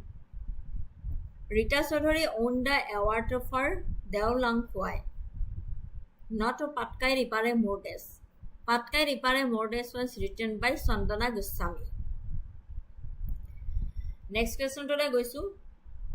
Consider the following statements regarding the Sahitya Academy Yuva Puraskar for Assamese literature. The Yuva Puraskar is given to young writer under the age of 35. Statement 2 said the first recipient of the Yuva Puraskar for Assamese was Gyanapith Award winner Indira Goswami. Statement 3 say in 2024, Stupa Chakraborty received the Yuva Puraskar for her Bengali poetry anthology. Which of the statements given above is oblique are correct?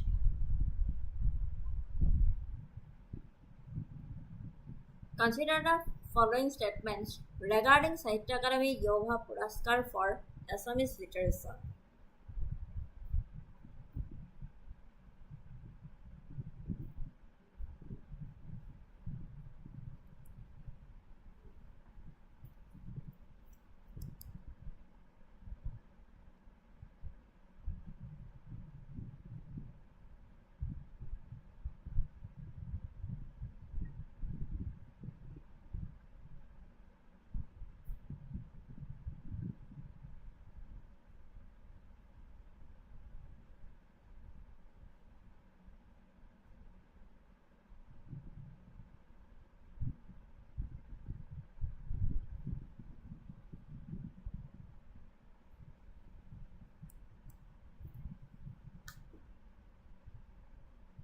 Correct answer to all option C only 1 and 3. 1 to correct hoy. The Yuva Puraskar is for writers who are 35 or younger. Statement 2 to incorrect hoy. The Yuva Puraskar was instituted much later than Indira Goswami's literary career and she was not the first recipient. The first recipient for Assamese was in 2011. And statement 3 to correct হয় Sutupa Chakraborty received the Yoga Puraskar for her Bengali poetry anthology in 2024. সেইকাৰণে statement 1 and 3 to correct হয়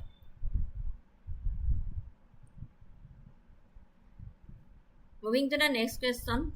Which of the following statements about the recipients of the Sahitya Akademi Award is correct? Mohimbara was awarded for his novel Kotha Sahitru, which focused on the lives of tea garden workers. Dr. Rita Chaudhuri received the award for her novel Deolangkhui, which is based on the history of the Dimasa Kingdom. Medini Chaudhuri's award-winning work Bipanna Samay is a collection of short stories depicting contemporary social issues. Apurva Sharma was awarded for his novel Mahakavya, which retells the story of the Mahabharata. Which of the following statements about the recipients of the Sahitya Akademi Award is correct?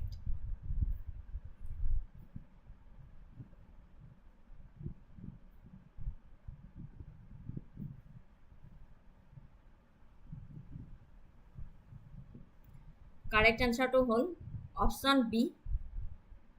Dr. Rita Chaudhuri received the awarded for her novel Deolangkhui, which is based on the history of the Dimasa Kingdom. Dimasa Kingdom ওপৰত বেছ কৰি তেখেতে সেইখন novel লিখি উলিয়াইছিলে আৰু তাৰ কাৰণে তেখেতে এৱাৰ্ডো পাইছিলে Statement A to incorrect হয় Mohimbara was awarded for his novel Edhani Mahir Hahi, not Kotha Sahitra. Statement B to correct হয় Dr. Rita Chaudhuri won the award for her historical novel Deolangkhui, which is indeed based on the Dimasa Kingdom's history. Statement C to incorrect হয় Medini Chaudhuri's Bipanna Samay is a novel, not a collection of the short stories. Statement D to incorrect হয় Apurva Sharma's award-winning work was his collection of short stories, Baghar Golpa, not a novel. এইকাৰণে option B to অকল correct হয় Moving to the next question. Consider the following statements regarding the Ahom nobility and administrative structure. The Borborwa and Borfukan were the two principal military commanders, with the former based in the capital and the latter overseeing in the western frontier. The Raja of the Barahi community was one of the members of the Ahom ruling council. The king known as Sargadev was considered divine, a concept that was integrated after the adoption of Hinduism. The Patra Mantri was a council of 5 ministers, including the Borgohai and Buragohai and Borgohai. Which of the statements given above are correct? Ahom history পঢ়িছে, so correct answer to কব. Consider the following statements regarding the Ahom nobility and administrative structure.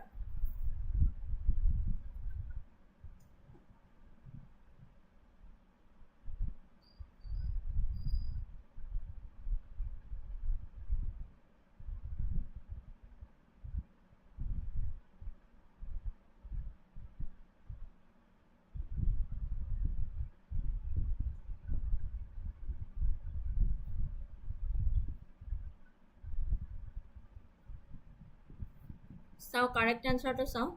Option C is the correct answer, not B. Option C is the correct answer, 2 and 4 only. Statement 1 is incorrect. The Borgohai and Buragohai and Borpatra Gohai were the 3 principal ministers. The Borgorwa was the chief executive and judicial officer, while the Borfukan was the military commander for the western territories. Statement 2 is correct. The Raja of the Barahi community was a respected figure and held a position of influence in the Ahom council, although not one of the main 3 Gohains. Statement 3 is incorrect. While the Ahom kings were later influenced by Hindu concepts of divinity, the term Sorgadev was part of their original Thai Ahom tradition and cosmology, not an introduction with Hinduism. Statement 4 is correct. The Patramantri was an important advisory council comprising the three Gohains, the Borborua and the Borfuka. So 2 and 4 only correct, option C. কিহৰ কাৰণে correct হয় মই explanation দি দিছো. Moving to the next question. Consider the following statements regarding the reign of Suklengmung. Gorgoya Raja. He was the first Ahom king to formally adopt Hinduism. He successfully repelled the Mughal invasion led by Turbak Khan. He shifted the capital from Saraidev to Gargaon. The first coins in the Ahom kingdom were minted during his reign. Which of the statements given above are correct? Consider the following statements regarding the reign of Suklengmung. Gorgia Rajar কোনটো statement শুদ্ধ হয়? Suklengmung কি বুলি জনা গৈছিল? গড়গয়া ৰাজা.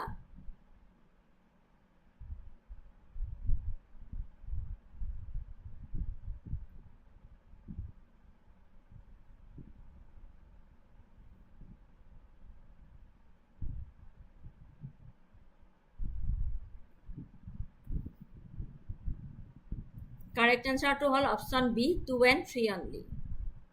Statement 1 is incorrect. King Pratap Singha was the first Ahom king to formally embrace Hinduism, not Suklengmung. ঠিক আছে? Statement 1 to incorrect হয়. King Pratap Singha was the first Ahom king to formally embrace Hinduism, not Suklengmung.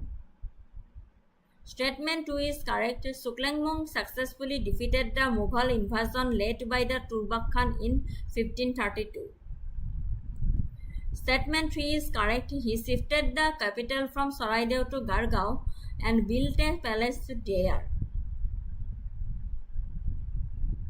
Statement 4 to incorrect hoy. The first Ahom coins were minted during the reign of Sohungmung, the Dihingya Raja. Dihingya Rajar ৰাজত্ব কালতহে first Ahom কইন্সটো উলিয়াইছিলে. Suklengmungৰ ৰাজত্ব কালত নহয়. So statement 4 to incorrect হয়. 2 and 3 to hey correct হয়.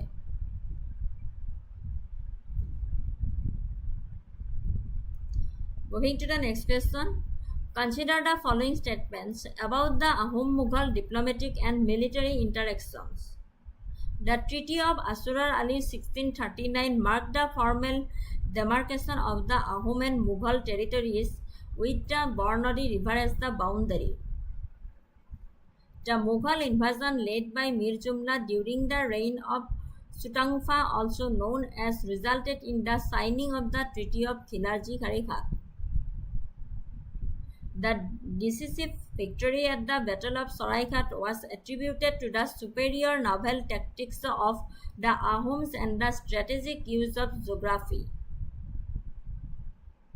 After the Battle of Itakuli in 1682, the Ahom kingdom successfully regained possession of all the territories up to the Manas River, which became the new western boundary. Which statement given above are correct? Consider the following statements about the Ahom Mughal diplomatic and military interactions.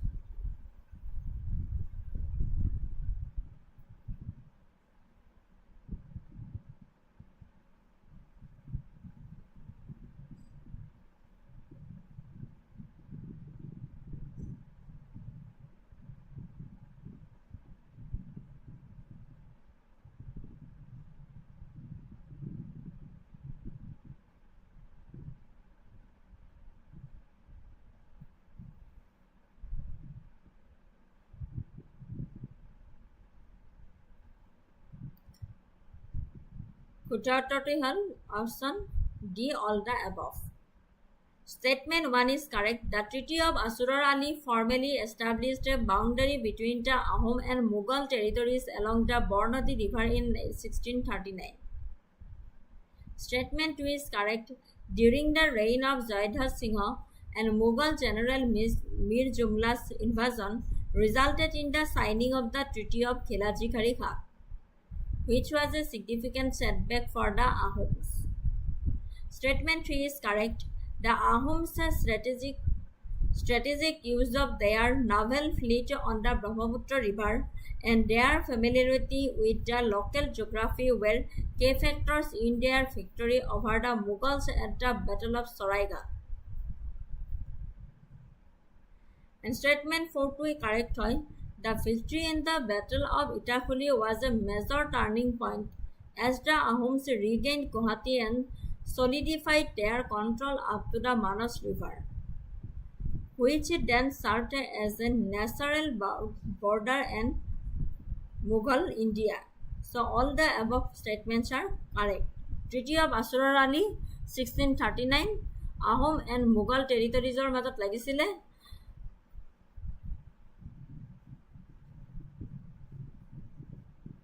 Moving to the next question. Consider the following statements about the Ahom cultural and social assimilation.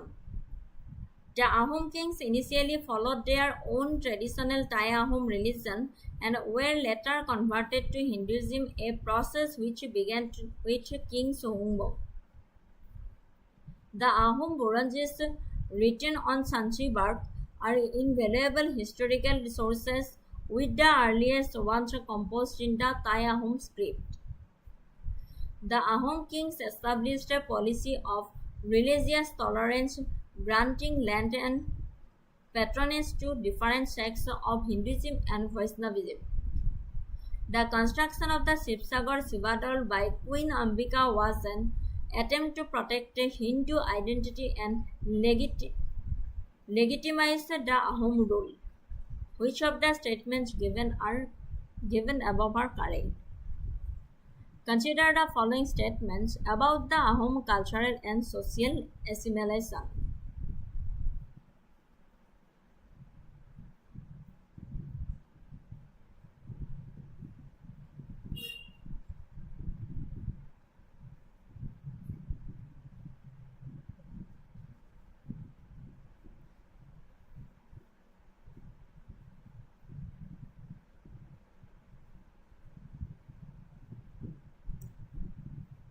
Correct answer to all option D 1, 2 and 3. All three statements are correct. 26 number answer to whole.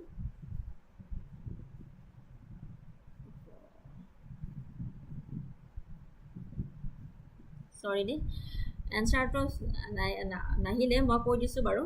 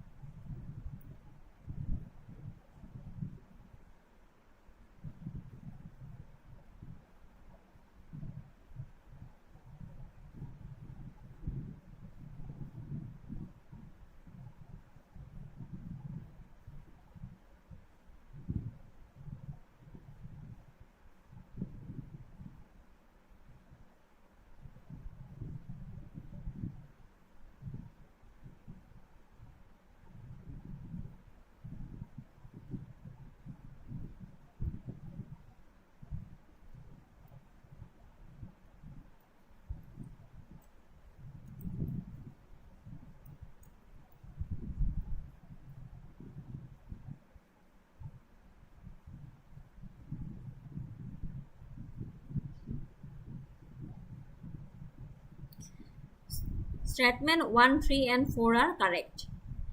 26 question number answer to nahile. So koi disu moi. Answer to correct answer is 1, 3 and 4 are correct. Ahom kings and religious conversion. The Ahom kings initially practiced their indigenous Thai Ahom religion, which was based on the worship of spirits and ancestors. The process of converting to Hinduism began under the reign of King Suhumung, also known as Dihingya Raja. This shift was a gradual one, with successive kings adopting Hindu practices and patronage, culminating in a more widespread adoption of Hinduism among the Ahom nobility and the general populace. Religious tolerance. The Ahom rulers are known for their policy of religious tolerance. They not only adopted Hinduism but also patronized various sects, including Vaishnavism, and granted land to Hindu temples and priests. This policy helped them integrate into local society of the Brahmaputra Valley, which was predominantly Hindu, and secured their long-term rule. Sivasagar Sivadol. The Sivasagar Sivadol, a group of temples dedicated to Shiva, Vishnu and Devi, was indeed constructed by Queen Ambika, the consort of King Sivasingha. The construction of these large and prominent Hindu temples was a significant act of religious and political assertion. It not only showcased the Ahom kings' devotion to Hinduism but also served to legitimize their rule in the eyes of their Hindu subjects and project a powerful Ahom Hindu identity. So 1, 3 and 4 are correct. Statement 2 to incorrect. 2 kihor karone incorrect hoy. Ahom Buranjis are historical chronicles of the Ahom kingdom. The earliest Buranjis were indeed composed in the Thai Ahom script and language. However, they were not exclusively written on Sanchi bark. While many later Buranjis were written on Sanchi bark and in the Assamese language, the initial chronicles were in their traditional script. The statement is not entirely correct as it generalizes a later practice to the earliest ones and slightly mischaracterizes the initial media. ঠিক আছে ইয়াৰ স্লাইডত এনসাৰটো নাহিলে so কৈ দিছো মই মুখেদি 1 3 and 4 are correct. Moving to the next question. Consider the following statements regarding Raimana and Dihing Patkai National Parks. Both parks were notified in the same year, making Assam the state with the third highest number of national parks in India. Raimana National Park forms a contiguous elephant corridor with protected areas in Bhutan. Dihing Patkai National Park is also known as the Amazon of the East due to its dense rainforest and highest biodiversity. Which of the statements given above are correct? Consider the following statements regarding the Raimana and Dihing Patkai National Park.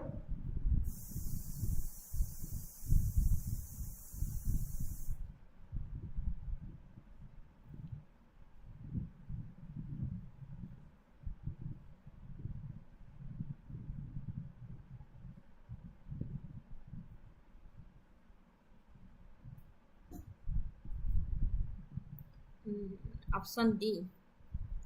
Yes, correct. Option D is the correct. 1, 2 and 3. All three statements are correct. Both parks were designated in 2021. Raimana connects with Bhutan's 5th wildlife sanctuary and Dihing Patkai is widely known by its nickname Amazon of the East. The addition of these two peaks brought Assam's total to 7, placing it behind Madhya Pradesh and Andaman Nicobar and Islands. ঠিক আছে? Option D is the correct answer. 1, 2 and 3. Next, moving to the next question. With respect to the NASA ISRO synthetic aperture radar mission, consider the following statements. It is a joint Earth observation mission developed by ISRO and NASA. The satellite will provide high-resolution data to study global environmental changes. It was launched by ISRO's GSLV F-16 from Sriharikota. Which of the statements given above is oblique are correct? Science and technology report question ahibo. So, with respect to the NASA ISRO synthetic aperture radar mission, consider the following statements.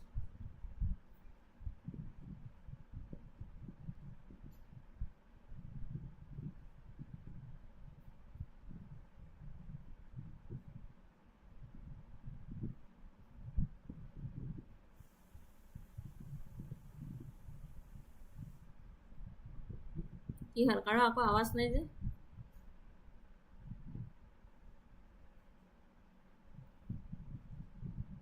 correct answer to whole option D, all the above. Statement 1 is correct.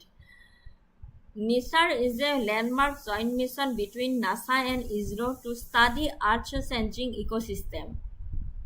Statement 2 is correct. The satellite will use dual frequency radar to provide high resolution data on land and ice surfaces every 12 days, helping scientists monitor environmental changes. Statement 3 is correct. The mission was successfully launched aboard the GSLV F-16 from the Satish Dhawan Space Center on Sriharikota. এই কারণে all the statements are correct. Moving to the next question.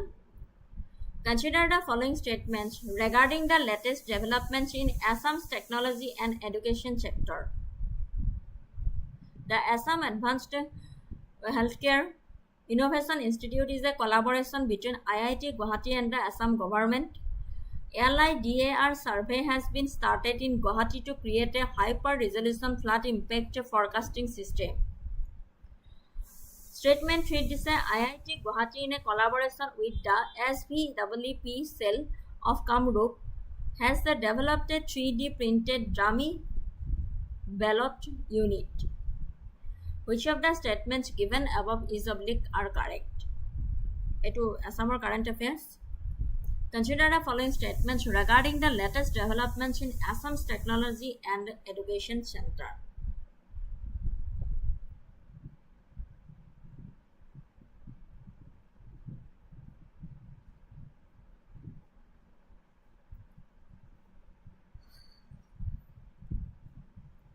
Column নকৰে শুদ্ধ উত্তৰটি চাও হওক option D, all the above answer are correct. All the above statements are correct. 1 to কিহৰ কাৰণে correct হয়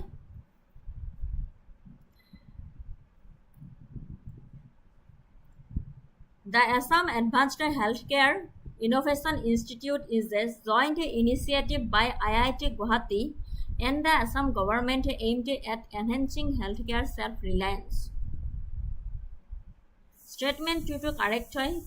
A LIDAR light detection and ranging survey is being conducted in Guwahati to build a real-time AI-based flood forecasting system for the city. Statement 3 to correct hoy. IIT Guwahati has developed a 3D printed dummy ballot unit in collaboration with the Systematic Voters Education and Electoral Participation Cell of the Kamrup election district to aid voter education.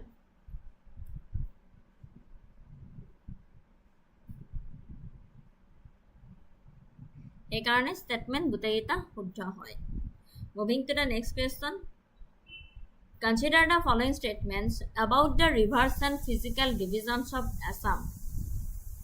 The Brahmaputra River enters Assam near Sadia and Tinisukia district and flows from east to west.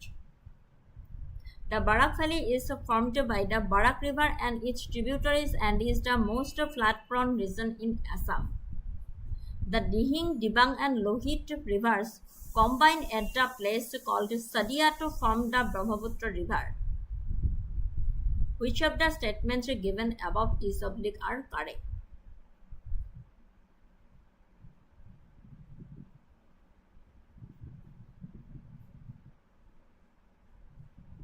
Consider the following statements about the rivers and physical divisions of Assam.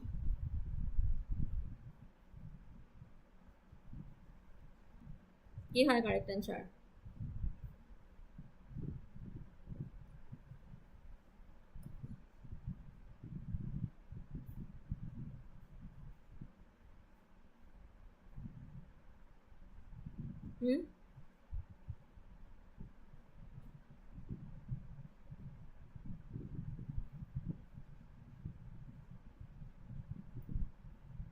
Correct answer to whole option C, only 3. Statement 1 to কিহৰ কাৰণে incorrect হয়? The Brahmaputra river enters Assam near Sadia, but it flows from east to west, so it's a correct statement. However, it is not the most accurate description. The Dihing, Dibang and Lohit are the rivers that merge, not the Brahmaputra entering alone. Statement 2 to incorrect হয়. While the Barak Valley is highly flood-prone, the Brahmaputra Valley is more extensive and experiences a greater scale of floods, affecting a larger area and population, making it the most flood-prone region overall. Statement 3 to correct হয়. The three major rivers Dihang, the Brahmaputra's name in Arunachal Pradesh, Dibang and Lohit meet at a point near Sadia to form the main Brahmaputra river channel in Assam. So statement 1 and 2 to incorrect hoy. Statement only 3 to correct hoy. Moving to the next question. Consider the following statements regarding the districts of Assam. As of 2024, there are 35 administrative districts in Assam. Majuli is the smallest district by area and has a high population density. The Hosai district was created by carving out parts of the Nagaon district. Etu answer to koba pariba at least. Consider the following statements regarding the district of Assam.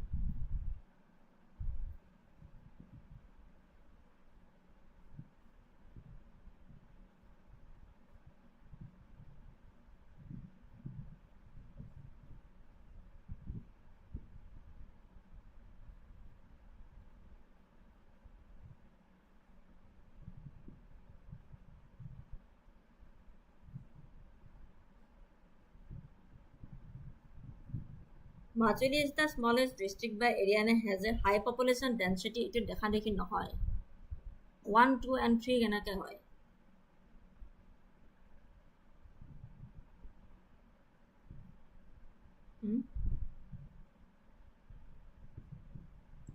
Correct answer is option C, only 3.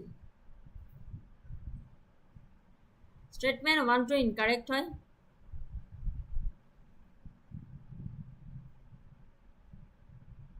The Assam government has reverted the administrative status of 4 districts, reducing the total number of districts from 35 back to 31. Statement 2 to incorrect hoy. Majuli is indeed the smallest district by area, but it has a low population density due to its rural and riverine nature. Kamrup Metropolitan is the district with the highest population density. And statement 3 to correct hoy. Hosai was officially separated from the Nagaon district and was given full-fledged district status in 2015. Yate district gihonar naam gita korisilu. Barak Valley, Kasar, Hailakandi and Karimganj. Central Assamot pore Dima Hasao, East Karbi Anglong, West Karbi Anglong, Morigao and Nagaon.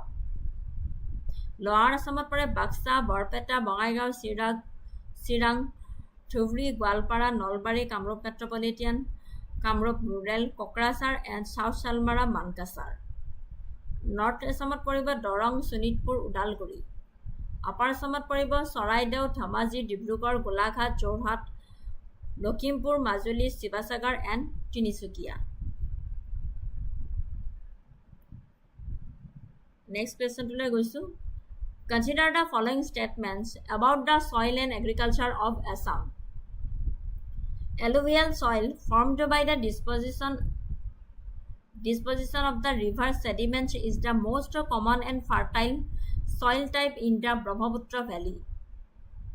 The tea gardens in the hilly regions of Assam primarily use the laterite soil due to its high iron content, which is beneficial for tea cultivation. The Kasar district is known as the granary of Assam due to its high rice production. Which of the statements given above is oblique are correct? Assam's geography report question. Consider the following statements about the soil and agriculture of Assam.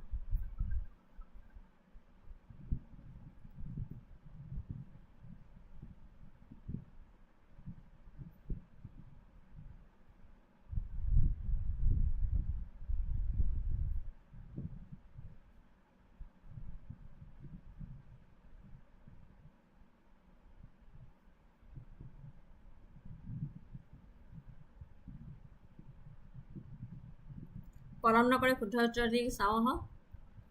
Option B is the correct answer, only one. One is correct. The Brahmaputra and Barak river plains are characterized by rich, fertile alluvial soil, which is ideal for cultivating various crops, including rice and jute. Statement 2 incorrect. While laterite soil is found in some parts, the tea gardens in the hilly regions and plains of Assam are cultivated on acidic loamy soil, not laterite soil. Laterite soil is typically found in the Karbi Anglong and Dima Hasao hills and is not widely used for tea plantation. So, statement only one to correct option B. And statement 3 to incorrect Nagaon district is traditionally known as the granary of Assam due to its very high rice production, not the Kasar district. Important every examiner pointer for the plan. Moving to the next question. Statements it is Assam and IIT Manipur signed an MOU to strengthen drone technology cooperation, and an advanced drone training and refresher course was launched for Assam Rifles. It was the current affairs. The drone course had nothing to do with DGCA standards. Which of the statements are correct?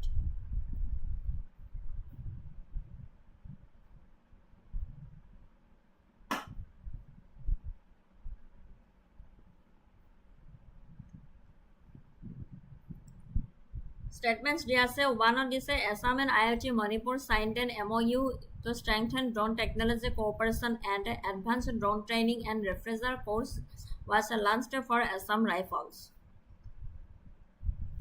Statement 2 said that drone course had nothing to do with DGCA standards. So correct answer to whole option C. Both statements are correct. Kihor karone correct hoy? The statement that Assam and IIT Manipur signed an MOU to strengthen drone technology cooperation, and that an advanced drone training and refresher course was launched for Assam Rifles is a verified fact. This collaboration aims to leverage expertise in drone technology for various applications. Statement 2. The second statement question, the drone course had nothing to do with DGCA standards is also correct. The training program for the Assam Rifles, specifically the Advanced Drone Training and Refresher course, was developed independently and was not a course certified by the Directorate General of Civil Aviation. DGCA certification is required for commercial drone pilots and specific civil aviation operations, while this military and paramilitary training is for specialized defense and security applications.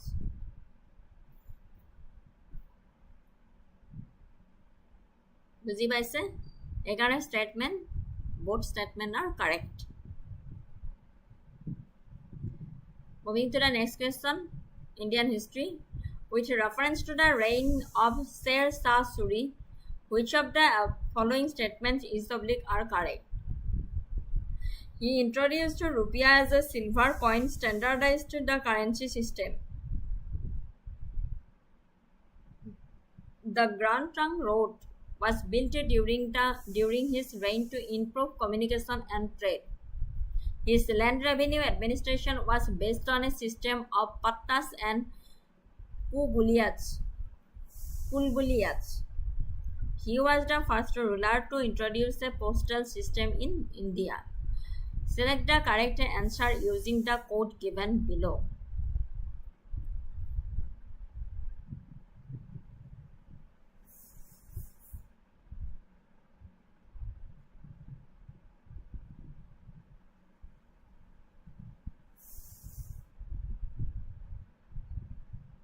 With reference to the reign of Sher Shah Suri, which of the following statement is subject are correct? Indian history পঢ়িছে কওক আকৌ correct answer কোনটো হয়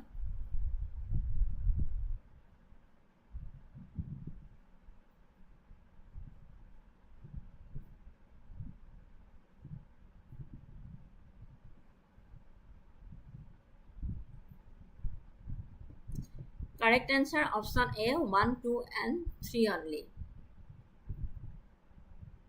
Option A is the correct answer.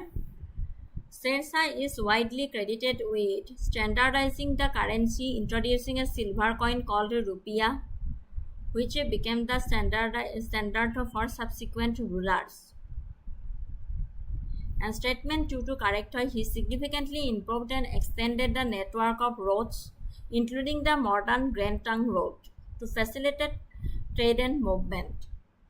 Statement 3 to correct, his land revenue system was meticulously organized. He introduced the concepts of patta, deed of agreement, and kulbuliyat, deed of consent, which recorded state's share of the produce and the peasants' agreement to it. এখানে 1, 2, 3 statement correct হয়. Statement 4 to incorrect হয়. While Sher Shah did establish an efficient postal system using horse couriers, postal systems existed in India in various forms even during the Delhi Sultanate and earlier periods. He made it more systematic and efficient, but he was not the first to introduce it. এখানে statement 4 to incorrect হয়. Moving to the next question. Which of the following statements accurately describes the objectives of Cripps mission of 1942? To offer dominion status to India after the end of the Second World War. To set up a constituent assembly with members exclusively from the British provinces. To promise immediate and complete independence to India in return for its support in the war. To propose the partitions of India into two separate states, India and Pakistan. Select the correct answer using the code given below. Which of the following statements accurately describes the objectives of the Cripps mission of 1942?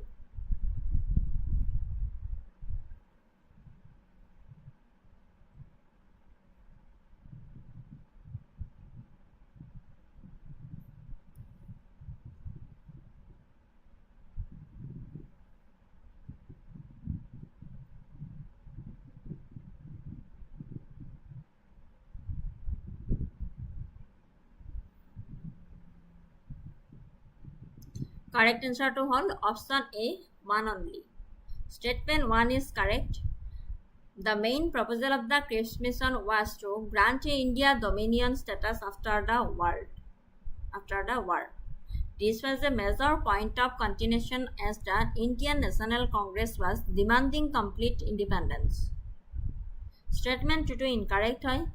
The proposed constituent assembly was to include members not just from British provinces but also from the princely states. Statement 3 is incorrect. The mission did not promise immediate independence. The offer was contingent on the successful conclusion of the war. Statement 4 to incorrect হয়. The Cripps mission's proposal for an independent constituent assembly with a provision for provinces to opt out was seen as a note to the Muslim League's demand for Pakistan, but it did not explicitly propose partition. This option was more formally put forth in the cabinet mission plan. Again, statement 4 to incorrect hoy. 1, 2, 3 are sorry. Only one statement to correct hoy. Statement 2, 3, 4 incorrect hoy.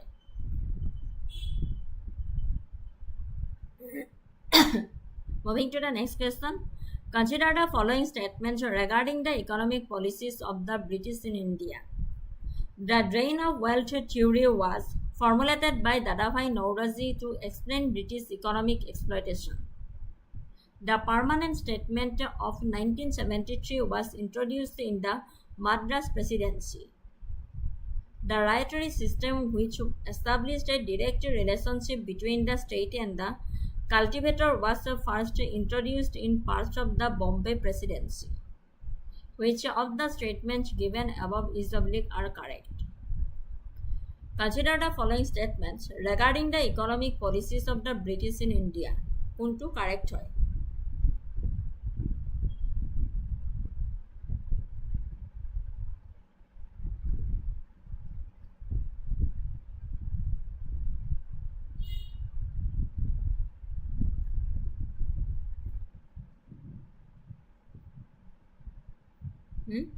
Which are the following statements regarding the economic policies of the British in India? Want to correct?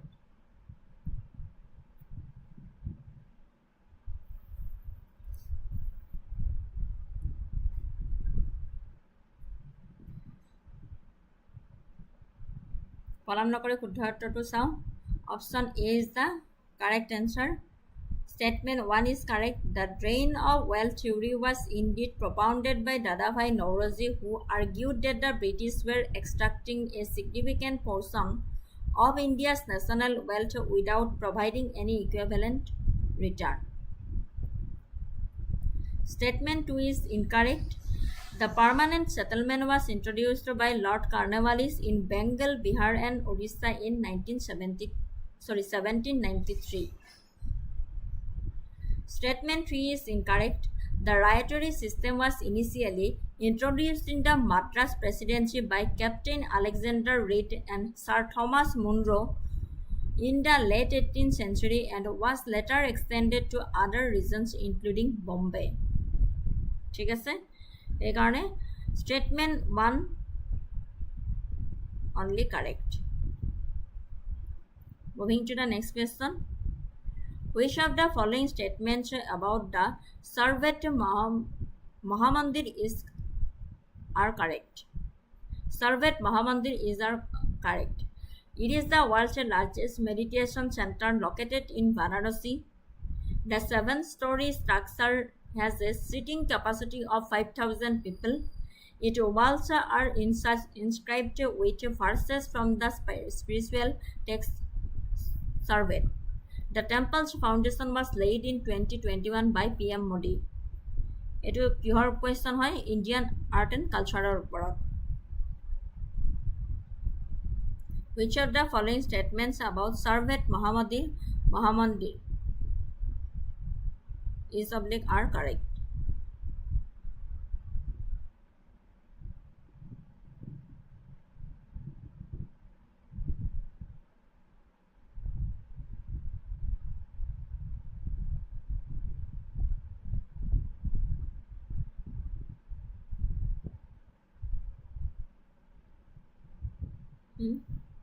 Which of the following statements about the Sarvet Mahamandir is oblique are correct? Correct answer to Sahak. Option B is the correct answer. 1 and 3 only. Statement 1 is correct. The Sarvet Mahamandir is located in Varanasi, Uttar Pradesh and is officially recognized as the world's largest meditation center. 2 to incorrect. The meditation center has a seating capacity of 20,000 people, not 5,000. Statement 3 is correct. The walls of the Mahamandir are adorned with 3,137 verses from the Sarvet, a spiritual text authored by Sadguru Sri Sadafal Devji Maharaj. Spiritual text authored by Sadguru Sri Sadafal Devji Maharaj. Statement 4 incorrect. The foundation of the Mahamandir was laid in 2004, not 2021. PM Modi first visited the site in 2021. বুজি পাইছে? Moving to the next question. Regarding the music of the Northeast India, consider the following statements. The Bihu Git of Assam is a type of folk music associated with the Bihu festival.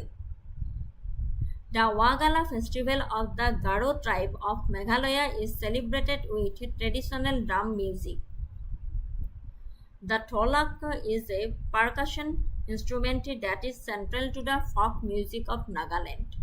Which of the statements given above are correct? Regarding the music of Northeast India, consider the following statements.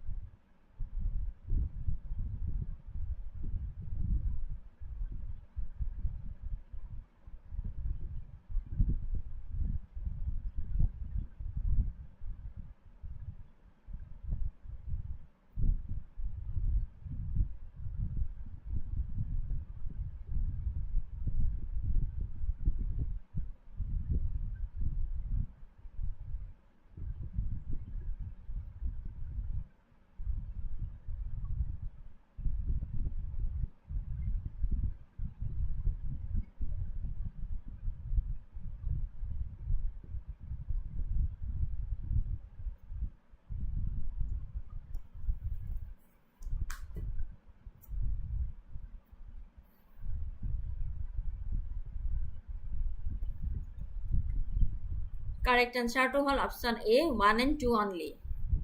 Statement 3 is incorrect. While the tholak is a common Indian instrument, the traditional folk music of Nagaland relies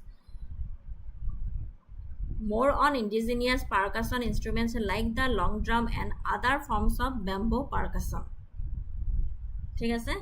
1 and 2 statement 2 only correct. Next question 39. With reference to the Varmana dynasty of Kamrupa, consider the following statements. The first king of this dynasty was Pushyavarman. The Chinese traveler Huensang visited Kamrupa during the reign of Bhaskaravarman. Bhaskaravarman was a contemporary of the North Indian king Harsha of Kanauj. Which of the statements given above are correct? With reference to the Varmana dynasty of Kamrupa, consider the following statements. The first king of this dynasty was Pushyavarman. The Chinese traveler Huensang visited Kamrupa during the reign of Bhaskaravarman. Bhaskaravarman was a contemporary of the North Indian king Harsha of Kanauj. Which of the statements are correct?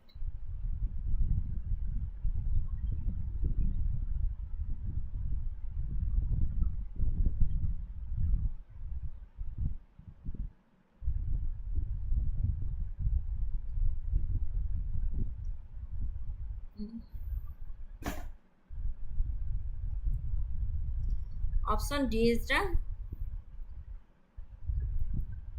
correct answer. Option D 1, 2 and 3 correct. All three statements are correct. The Varmana dynasty was founded by Pushyavarman. The famous Chinese Buddhist monk Huensang documented his visit to Kamrupa and his interactions with King Bhaskaravarman. Furthermore, Bhaskaravarman's alliance and friendship with King Harsha of Kanauj are well documented in historical texts, including the accounts of Huensang and Harsha Charitra by Banabhatta. So, তিনিটা স্টেটমেন্টে শুদ্ধ হয়। Last question আজিৰ Consider the following statements regarding the pre-Ahom period of Assam history. The Salastambha dynasty, which succeeded the Farmans, ruled from its capital at Hadapesvara. The Pala dynasty of Kamrupa was founded by Brahmapala. The city of Durjaya served as a major political center for Pala rulers. Which of the statements given above are correct? Consider the following statements regarding the pre-Ahom period of Assam history.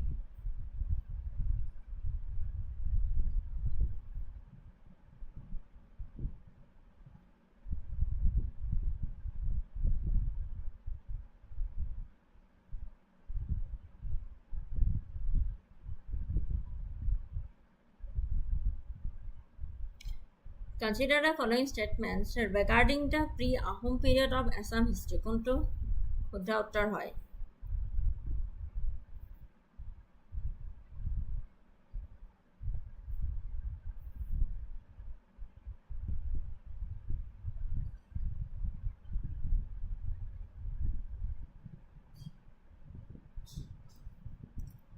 Correct option হল option C 1, 2, 3.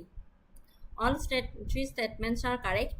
The Salastambha dynasty founded by Salastambha followed the Varmans and ruled from Hadaveswara, modern day of Tezpur.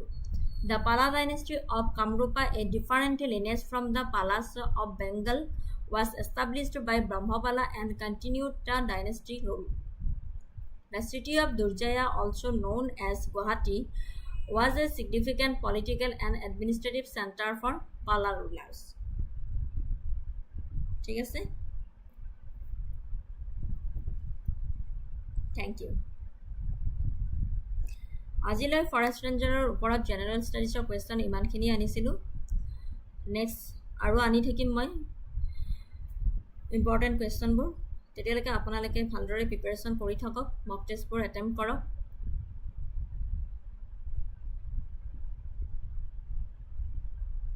আৰু লগতে ইমান পৰে আজিৰ ক্লাছটো যোনে যোনে চালে তেওঁলোকক সকলোকে ধন্যবাদ জ্ঞাপন কৰিছোঁ. শেষত যদি এই কুৱেশ্যনবোৰ আছাম ফৰেষ্ট ৰেঞ্জাৰৰ যোনে যোনে এক্সাম দিব বিচাৰিছে তেওঁলোকলৈকে যাতে এই ভিডিঅ'টো শ্বেয়াৰ কৰি দিয়ে, যাতে অন্য সকলোৰো সুবিধা হয়, শ্বেয়াৰ কৰি দিব. পুনৰ নেক্সট ক্লাছ এটিত লগ পোৱাৰ আশাৰে আপোনালোকৰ পৰা আজিলৈ বিদায় মাগিছোঁ.